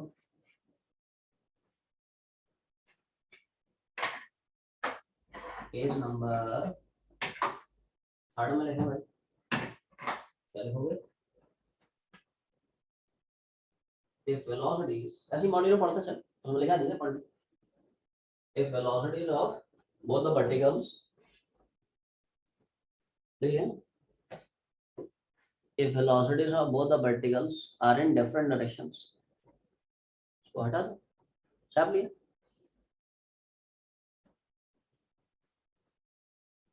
If velocities, मॉड्यूल पढ़ लो, सब लिखा दिया है ना। अगर दोनों पार्टिकल की वेलोसिटी डिफरेंट डायरेक्शन में, तब कैसे निकालेगा? ठीक है, तो सेम अप्रोच है, फॉर्मूला जरूर अप्लीकेबल ये दोनों नहीं होंगे, बट है ना अप्रोच स्टिल द सेम, है ना। जो कंसेप्ट है, जो मेथड है, वो वही रहेगा, है ना। तो देखो भाई, ये वाला भी जो डायग्राम बनाया था वही फिर से चिपका रहा हूँ। पार्टिकल नंबर 1, पार्टिकल नंबर 2, 1 मान लो किसी v1 से भाग रहे हैं at an angle θ1 with the, है ना, line joining both the particles, और 2 वाले भाई साहब मान लो v2 से भाग रहे हैं एट एन एंगल θ2, ठीक है, कोई भी रैंडम डायरेक्शन है। डायग्राम मान लिखा देता हूँ, बिल्कुल सेम अप्रोच है। लिखो, velocity of particle 1 with respect to 2 is velocity of particle 1, velocity of particle 1 with respect to 2 is with respect to, है ना। तो देखो 1 की वेलोसिटी 2 के रेस्पेक्ट में होगी, 1 की -2 की आवाज नहीं है, ये सुनो। 1 की वेलोसिटी 2 के रेस्पेक्ट में क्या होगी, 1 की -2। अब रुको रुको रुको, अब देखो, अब यहाँ पे you have to deal with the components. Components में कैसे कैसे स्प्लिट करते हैं, क्या अभी भी मेथड याद है? क्या मैं v1 को लिखूंगा v1 cos θ1 i v1 sin θ1 j, ये सुनो। Yes sir. Yes sir. याद है, भूल गए? रुके, v1 को क्या मैं लिखूंगा v1 cos θ1 i v1 sin θ1 j। पहले ये बता, ये है ना स्प्लिट करना है, आता है तुम लोगों को, ये अलग से बताऊं? सर आता है सर। यस मतलब याद है ना? Yes sir. Yes sir. देख सुन सुन सुन, इधर देख इधर देख। जिन लोगों का मिस हो गया है थोड़ा सा ऐसा समझ लें, इधर देखो। जिन लोगों का मामला थोड़ा सा स्किप हो गया सिर्फ तुम्हारे लिए ठीक है। जैसे मान ले v1 है, ये θ1 है, ठीक है, तो इस वेक्टर के 2 कंपोनेंट होंगे। क्या भाई, ए का ये तो बढ़ता है, ए का थीटा के डायरेक्शन में cos θ परपेंडिकुलर में ए sin θ, ये सुनो, ये तो बढ़ता है। ए का थीटा के डायरेक्शन में cos θ परपेंडिकुलर डायरेक्शन में ए sin θ, तो v1 का θ1 के डायरेक्शन में v1 cos θ1 और परपेंडिकुलर डायरेक्शन में v1 sin θ1। अच्छा, ये वेक्टर ये वेक्टर ये वेक्टर ये वेक्टर क्या बराबर होंगे? अब इसमें आई जी चिपका दे, ये वेक्टर क्या होगा, ये वेक्टर क्या होगा, उसका मैग्नीट्यूड इनटू उसका डायरेक्शन का यूनिट वेक्टर। ये वेक्टर क्या होगा, उसका मैग्नीट्यूड इनटू उसका डायरेक्शन का यूनिट वेक्टर जे। तो क्या ये वेक्टर, ये तो अपने को निकालना है v1 वाला वेक्टर, है ना। तो क्या ये वेक्टर होगा according to triangle law of addition, 10 vector बराबर 10 + 10, तो वो डायरेक्ट हो गया थोड़ा सा, है ना। v1 बराबर v1 cos θ1 i, ये देखो v1 बराबर v1 cos θ1 i plus v1 sin θ1 j। बाकी एक लाइन में चिपकाते हैं, इतना लंबा चौड़ा कौन करेगा, वो समझने के लिए अच्छा है, बट सवाल में इतना लंबा टाइम थोड़ी ऐसे ही। अच्छा, इसको क्या मैं लिखूंगा v2 cos θ2 plus i v2 sin θ2 minus j, ये सुनो, रुको, माइनस v2 की वैल्यू मैं ऐसे लिख रहा हूँ v2 cos θ2 i v2 sin θ2 j। इधर मैं लिख देता हूँ, ये वेक्टर हो गया थोड़ा इधर से ले लेता हूँ। ये वेक्टर हो गया है ना 10 + 10 v1 cos θ1 i v1 sin θ1। ठीक है, ऐसे इस वाले को तो मैं एक्सप्रेस कर सकता हूँ है ना। तो देखो इसको नीचे चिपका देता हूँ, ये v2 है ये मान लो ठीक है। तो देखो इसके भी दो कंपाउंड्स हैं, क्या क्या, ठीक है क्लियर। हाँ हाँ, इसके भी दो कंपाउंड्स हैं, v2 का θ2 के डायरेक्शन में cos और इसके परपेंडिकुलर में v2 का है ना sin θ2। ये सुनो क्लियर है। अब क्या ये वेक्टर बराबर होंगे, ये सुनो। अच्छा ये वेक्टर क्या होगा 10 × i कैप जे कैप लगा रहा है, क्या ये वेक्टर होगा 10 × -j क्योंकि इस एक्शन यूनिट वेक्टर माइनस है। ये सुनो अपना टारगेट ये वेक्टर है ना, तो क्या 10 वेक्टर बराबर 10 + 10, तो क्या v2 बराबर तुम्हें दिख रहा है, थोड़ा 10 देता हूं। तो क्या v2 बराबर अपने को दिख रहा है v2 cos θ2i v2 sin θ2j, वो डायरेक्ट लिख दिया। इतना है ना लंबा चौड़ा कौन बनाएगा, एक लाइन में छाप क्या 10 vector is v2 cos θ2i v2 sin θ2 -a कटाट माइनस ऑफ कोर्स है ना, v2 cos θ2i - v2 sin θ2j। इतनी बात क्लियर है। अब थोड़ा इसको है ना अच्छे से ले लेते हैं, थोड़ा सा सुंदर तरीके से टर्म्स को थोड़ा अल्टी पल्टी मार लेते हैं।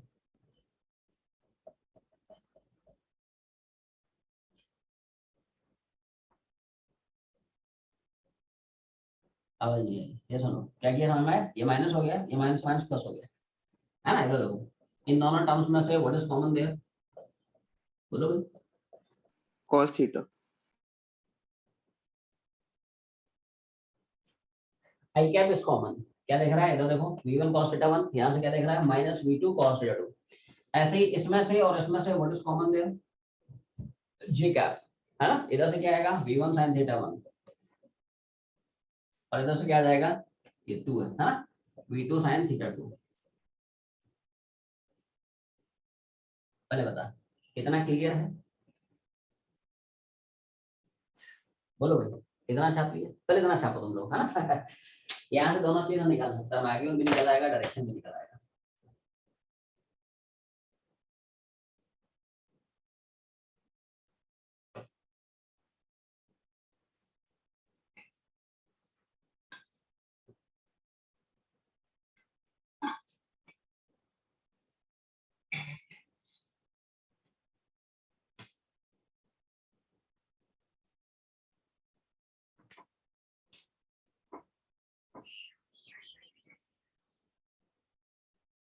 बोलो भाई कितना हो,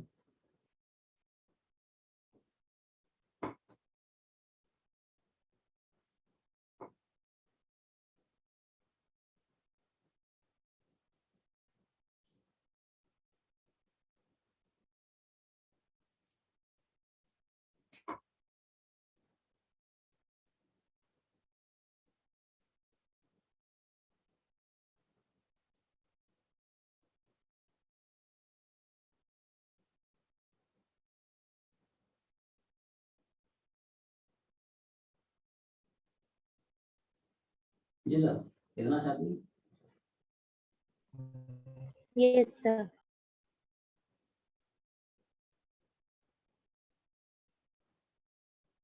हाँ सर। ठीक है ठीक है। चल तो अब यहाँ से दोनों चीजें निकाल सकता है, मैग्नीट्यूड निकाल सकता है, डायरेक्शन निकाल सकता है। जैसे मान ले इसमें मैग्नीट्यूड पूछता है, बता रिलेटिव वेलोसिटी का मैग्नीट्यूड क्या है, तो देखो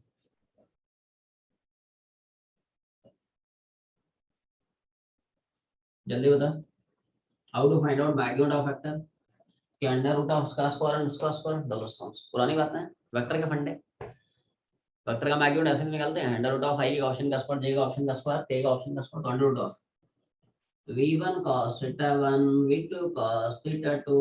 ठीक है, थोड़ा सा कैलकुलेटिव है ना, पेशेंस बस समझे, पेशेंस है, शांति के साथ, शांति का सहयोग दें, शांत ठीक है। बोलो समझ में आ गया, अंडर रूट ऑफ कुछ नहीं इसका स्क्वायर और इसका स्क्वायर कर दिया। इसको मैं थोड़ा खोल रहा हूँ, थोड़ा क्या पूरा ही खोलना पड़ेगा, ठीक है ठीक है। इसको एक प्रॉपर फॉर्म में कन्वर्ट करने की कोशिश चल रही है, एक बहुत बढ़िया से फॉर्म में कन्वर्ट करने की कोशिश चल रही है। क्या प्रॉपर फॉर्म है बता रहा हूँ, क्या इसका प्रॉपर फॉर्म है? रुको, इसको थोड़ा खोल रहा हूँ, पेशेंस समझे, थोड़ा सा घबराए नहीं, खोल उसको अच्छे से। ए माइनस बी का होल स्क्वायर ए प्लस बी का होल स्क्वायर, ठीक है? तो देखो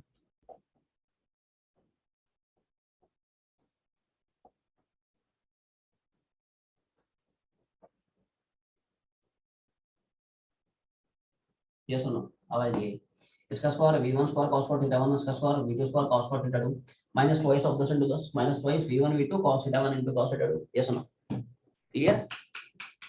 ऐसे ही इसको खोल रहा हूँ, क्या घबराना नहीं, बहुत आसान है।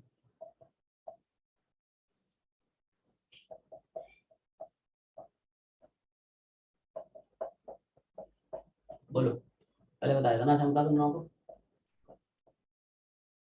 नहीं? Yes. ये देखो, a square plus b square minus 2 अभी, तो उसका स्क्वायर प्लस का square minus twice of 10 into 10, ऐसे ही इसको खोल दा।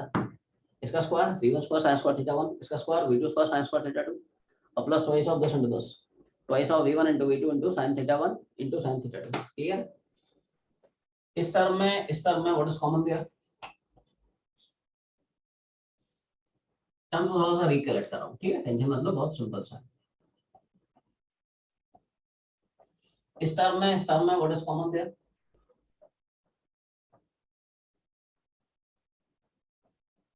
एंड फाइनली इस टर्म में what is common there? Minus 2v1 v2, क्या cos theta 1 cos theta 2 minus sin theta 1 sin theta 2। रुको रुको रुको रुको, प्रॉपर फॉर्म में बस लिखने की कोशिश चल रही, तुम लोग घबराओ मत। इस टर्म में क्या कॉमन दिख रहा है? v1 स्क्वायर, इधर से कितना cos स्क्वायर थीटा 1, इधर से कितना sin स्क्वायर थीटा 1। इस टर्म में what is common? v2 square, इधर से कितना आएगा cos स्क्वायर थीटा 2, इधर से कितना आएगा sin स्क्वायर थीटा 2। अब रुको रुको, इस टर्म में और इस आखिरी टर्म में क्या कॉमन दिख रहा है? मैंने माइनस निकाला है, तो क्या यहाँ से आएगा cos theta 1 into cos theta 2 और यहाँ पे क्या माइनस हो जाएगा?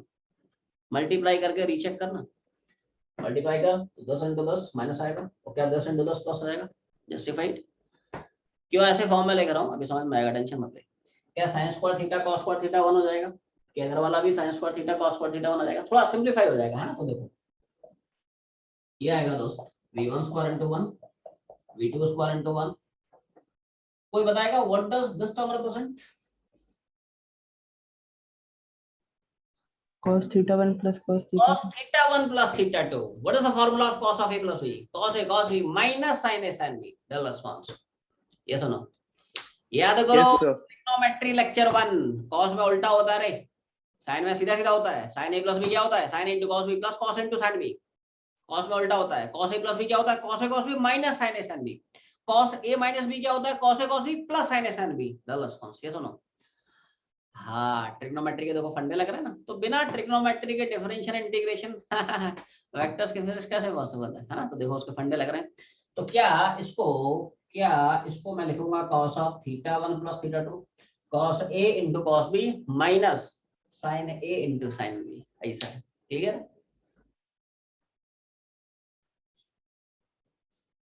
बस बस बस आ गया आ गया आ गया आ गया आ गया, अरे अरे समझो आ ही गया, अरे मान लो तो फॉर्मूला भी है ना, कौन सा घुमा रहा हूँ वो मैं लिख देता हूँ कि साहब cos a प्लस b बराबर cos a into cos b minus sin a into sin b, ठीक है दोस्त? तो फाइनली रिलेटिव लास्ट ही आ गया, बस फाइनली आ गया, है ना? तो देखो finally we relative comes out to be v1 square v2 square minus 2 v1 v2 cos theta 1 plus theta 2। Finally आ गया। ये जो इतना लंबा चौड़ा और 2 पेज का 2 बोर्ड का मैंने जो मेथड बताया, इसका एक लाइन का शॉर्ट ट्रिक बताता हूँ तो तभी तो पढ़ाने का मजा है रे, पहले जनरल मेथड बताओ उसके बाद उसकी शॉर्ट ट्रिक समझाओ तभी तो तुम्हें शॉर्ट ट्रिक की सिग्निफिकेंस समझ में आएगी। पहले से आप एक शॉर्ट ट्रिक बताता हूँ ठीक है, एक लाइन का मेथड, इतना लंबा चौड़ा कौन बनाएगा रे?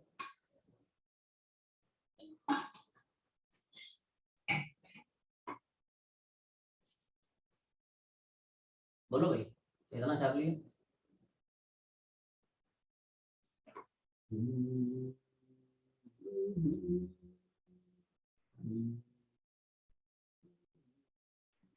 बस 5-10 मिनट और है ना, छुट्टी कर रहा हूँ, ठीक है। Max to max 5 to 10 minutes, है ना। बोलो भाई इतना हो गया। Done, sir. सब क्लियर है? चलो सर 1 मिनट सर।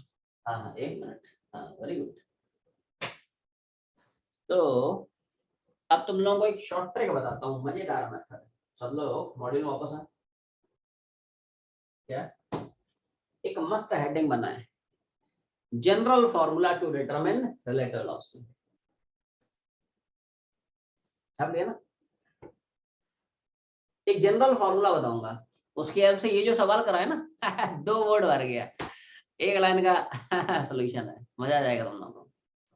यही तो सब शॉर्ट ट्रिक्स और टेक्निक्स हैं, ये तुम्हें कॉम्पिटिटिव एग्जाम्स में काफी यूजफुल होगा। ठीक है, कॉम्पिटिटिव एग्जाम में इतना थोड़ी लंबा चौड़ा रे बनाने का टाइम है। 1 लाइन में बड़ा 1 लाइन बना के आगे बढ़ जाए, ठीक है।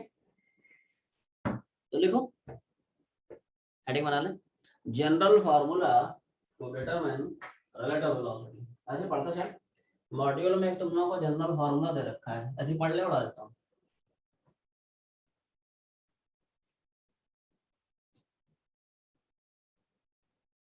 बोलो भाई, फॉर्मूला समझ पा रहे हो तुम लोग क्या बोल रहा है?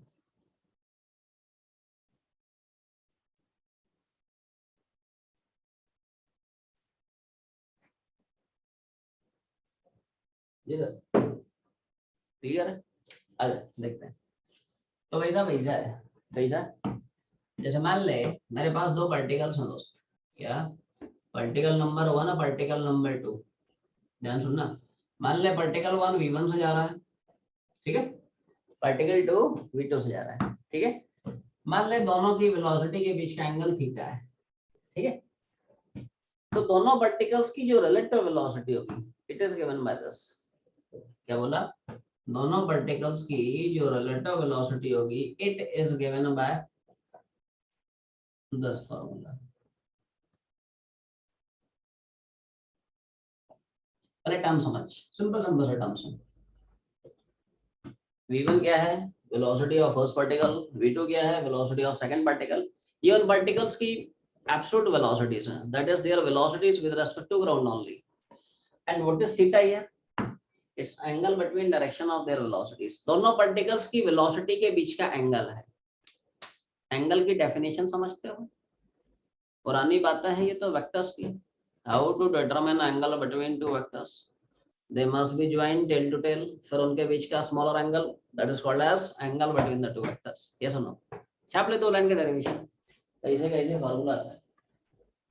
ये तोड़ू फार्मूला है, और इससे बड़े बड़े जो सवाल है ना रे, एक एक लाइन में धराशायी हो जाते हैं। धराशायी, धरा और शाही हो जाते हैं। ठीक है, तो उसका पहले तुम लोगों को डेरिवेशन 2 लाइन का प्रूफ है। बस 5 मिनट और, हाँ बस छुट्टी कर रहा हूँ।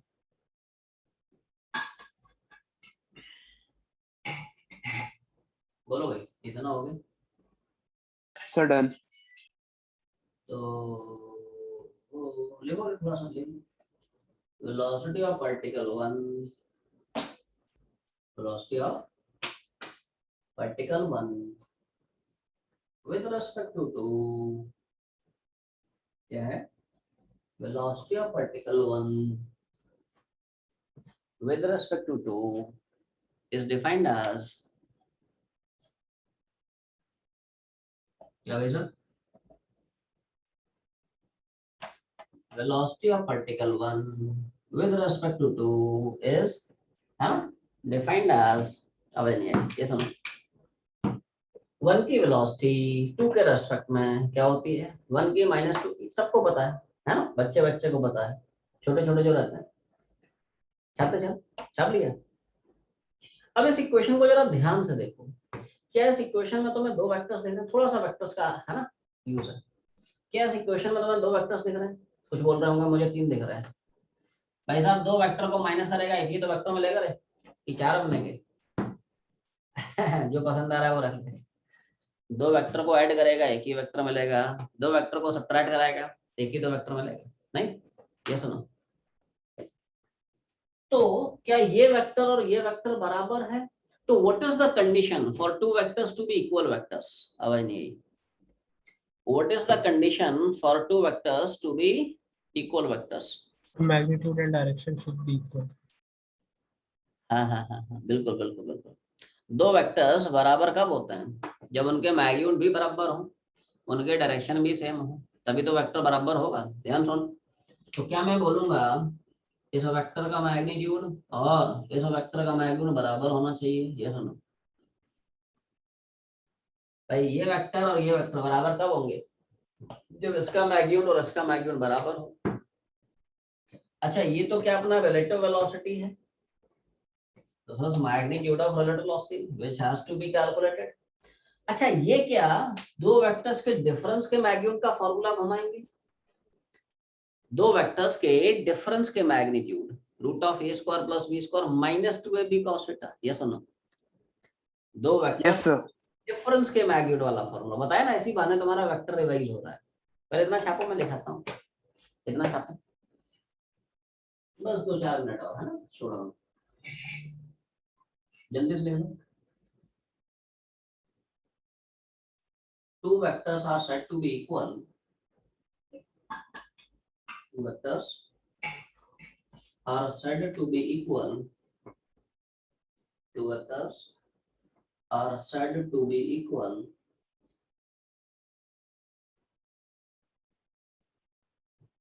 when their magnitude and direction are same. Their magnitude and direction, magnitude and direction are same. In the next line, आगे लिखो, hence, hence, hence, magnitude of relative loss is same as, hence, magnitude of the relative velocity is same as the magnitude of subtraction of two vectors, magnitude of subtraction of two vectors, magnitude of subtraction of two vectors। Clear है? तो इसका magnitude और इसका magnitude बराबर है। ये तो this is magnitude of relative velocity, वही निकालना है। What is this? This is magnitude of difference of two vectors. And what is the formula? जैसे हम लोग दो वेक्टर्स के एडिशन का मैग्नीट्यूड का फार्मूला पढ़े हैं, दो वेक्टर्स के डिफरेंस के मैग्नीट्यूड का फार्मूला पढ़ा है। Do you remember? Root of a square plus b square plus 2ab cos theta, और डिफरेंस में माइनस हो जाता है। Root of a square plus b square minus 2ab cos theta, double forms. क्या तुम लोगों को याद है? दो वेक्टर्स के डिफरेंस के मैग्नीट्यूड का formula under root of a square b square minus 2ab cos theta. ये सुनो, तो यहाँ पे दो वेक्टर्स के डिफरेंस के मैग्नीट्यूड का फार्मूला क्या मैं लिखूंगा? फार्मूला वही है, a square b square 2ab cos theta. क्या मेरा ए मतलब v1 होगा और b मतलब v2 होगा, और क्या मेरा थीटा हो जाएगा v1 और v2 के बीच का एंगल, जो कि यहाँ पे थीटा ही है। डल रेस्पॉन्स। क्या v1 और v2 के बीच का एंगल थीटा ही तो दिख रहा है? ये सुनो, तो यहाँ पे कुछ नहीं करना है। ए की वैल्यू v1 चिपका दे, बी की वैल्यू v2 चिपका दे, और खैर थीटा तो थीटा है ही है, बस हो गया। तो छाप दे। तो देखो, रिलेटिव वेलोसिटी आया under root of v1 square v2 square two v1 v2 cos theta. बोलो भाई, डेरिवेशन समझ में आ गया? क्लियर है? बस 1 मिनट, है ना? 1 मिनट और बस, है ना? छुट्टी हो जाएगी।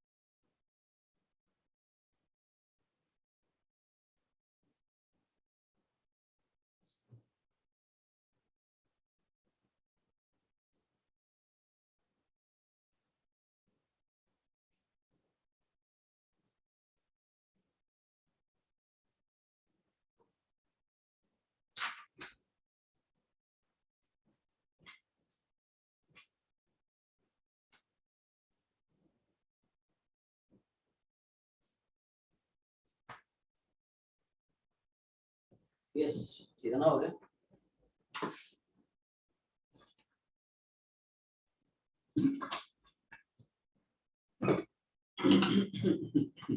जी सर।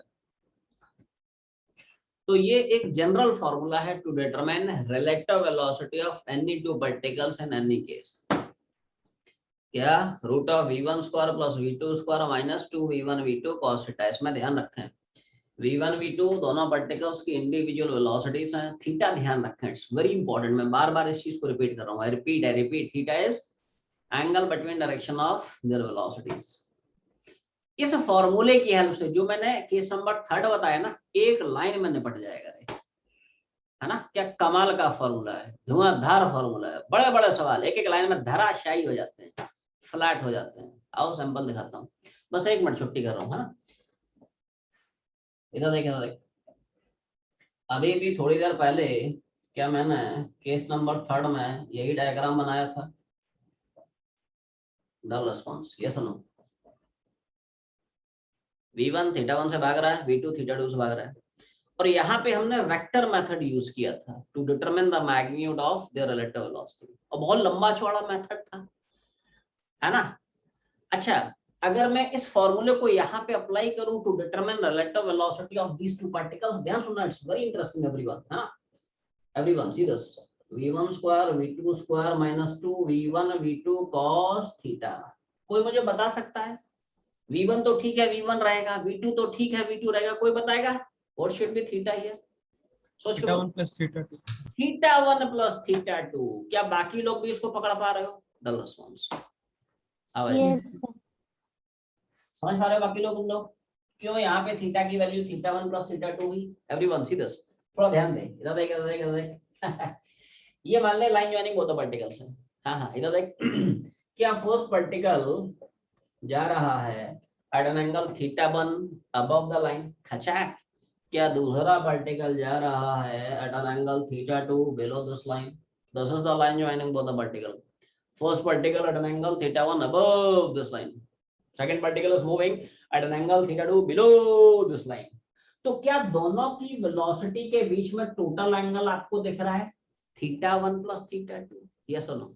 तो क्या इस सवाल में मुझे थीटा को थीटा 1 प्लस थीटा 2 चिपकाना पड़ेगा? यस और नो? क्लियर भाई? तो जैसे ही थीटा की वैल्यू यहाँ पे रखोगे तो क्या इस केस में रिलेटिव वेलोसिटी का मेरा आंसर ये आ जाएगा दोस्त? यस और नो? आवाज नहीं आई। cos of theta 1 plus theta 2। और क्या यही आंसर हमने उस वेक्टर मेथड से, उस लंबे चौड़े मेथड से भी हमने क्या यही आंसर निकाला? मैंने तो यहाँ पे रब कर दिया, तुम लोग अपनी अपनी कॉपी में नोट्स खोल के देखो। डल रिस्पॉन्स, क्या यही आंसर निकाले थे? आवाज नहीं आई। Yes, sir. Yes, sir. ये आंसर आया था। बोल मजा आया कि नहीं मेथड में? फॉर्मूले से मजा आया ना? बताया ना, कमाल का मेथड है दोस्त, कमाल का फॉर्मूला है। बड़े बड़े सवाल एक एक लाइन में धराशायी हो जाते हैं। छाप लो, छुट्टी करते हैं।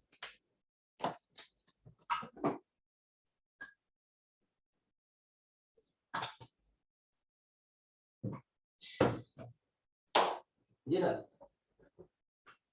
तो अब सब लोग वर्कशीट पहुंचे, टिक कर लो, है ना? अटेम्प्ट करके आ जाना, नेक्स्ट क्लास हम लोग पढ़ाएंगे, है ना? सब लोग अटेम्प्ट कर लें कौन कौन से क्वेश्चंस हैं जिनको अटेम्प्ट करके आना है। सब लोग पेज नंबर 22 में आए, रिलेटिव मोशन। सवाल नंबर टिक कर लें, कहां से कहां तक? सवाल नंबर 99 से लेके सवाल नंबर 108, कहां से कहां? 99 टू 108। क्लियर है भाई? तो ये अटेम्प्ट करके आया ना, नेक्स्ट क्लास में हम लोग डिस्कस करेंगे, ठीक है? तो आई होप तुम लोगों को रिलेटिव मोशन में मजा आया होगा, सबको समझ में आया, सबको सब कुछ समझ में आया कि नहीं? मजा आया कि नहीं? चलो बहुत अच्छा। Yes, sir. Thank you, sir. Good night. ठीक है। तो अब जिनको जिनको डाउट है, चाहे टेस्ट पेपर में हो या ग्राफ के सीडीएस में हो, है ना, फटाफट मुझे व्हाट्सएप करें। हम लोग 10:30 to 11 के बीच में डाउट क्लास अरेंज करेंगे। शुभ रात्रि, शुभ रात्रि, शुभ रात्रि। Good night everyone. Thank you, sir. Thank you sir. Thank you sir. Bye, sir. Thank you.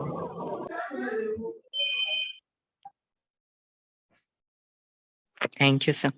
Thank you sir। शुभ रात्रि, शुभ रात्रि। Thank you sir. Good night.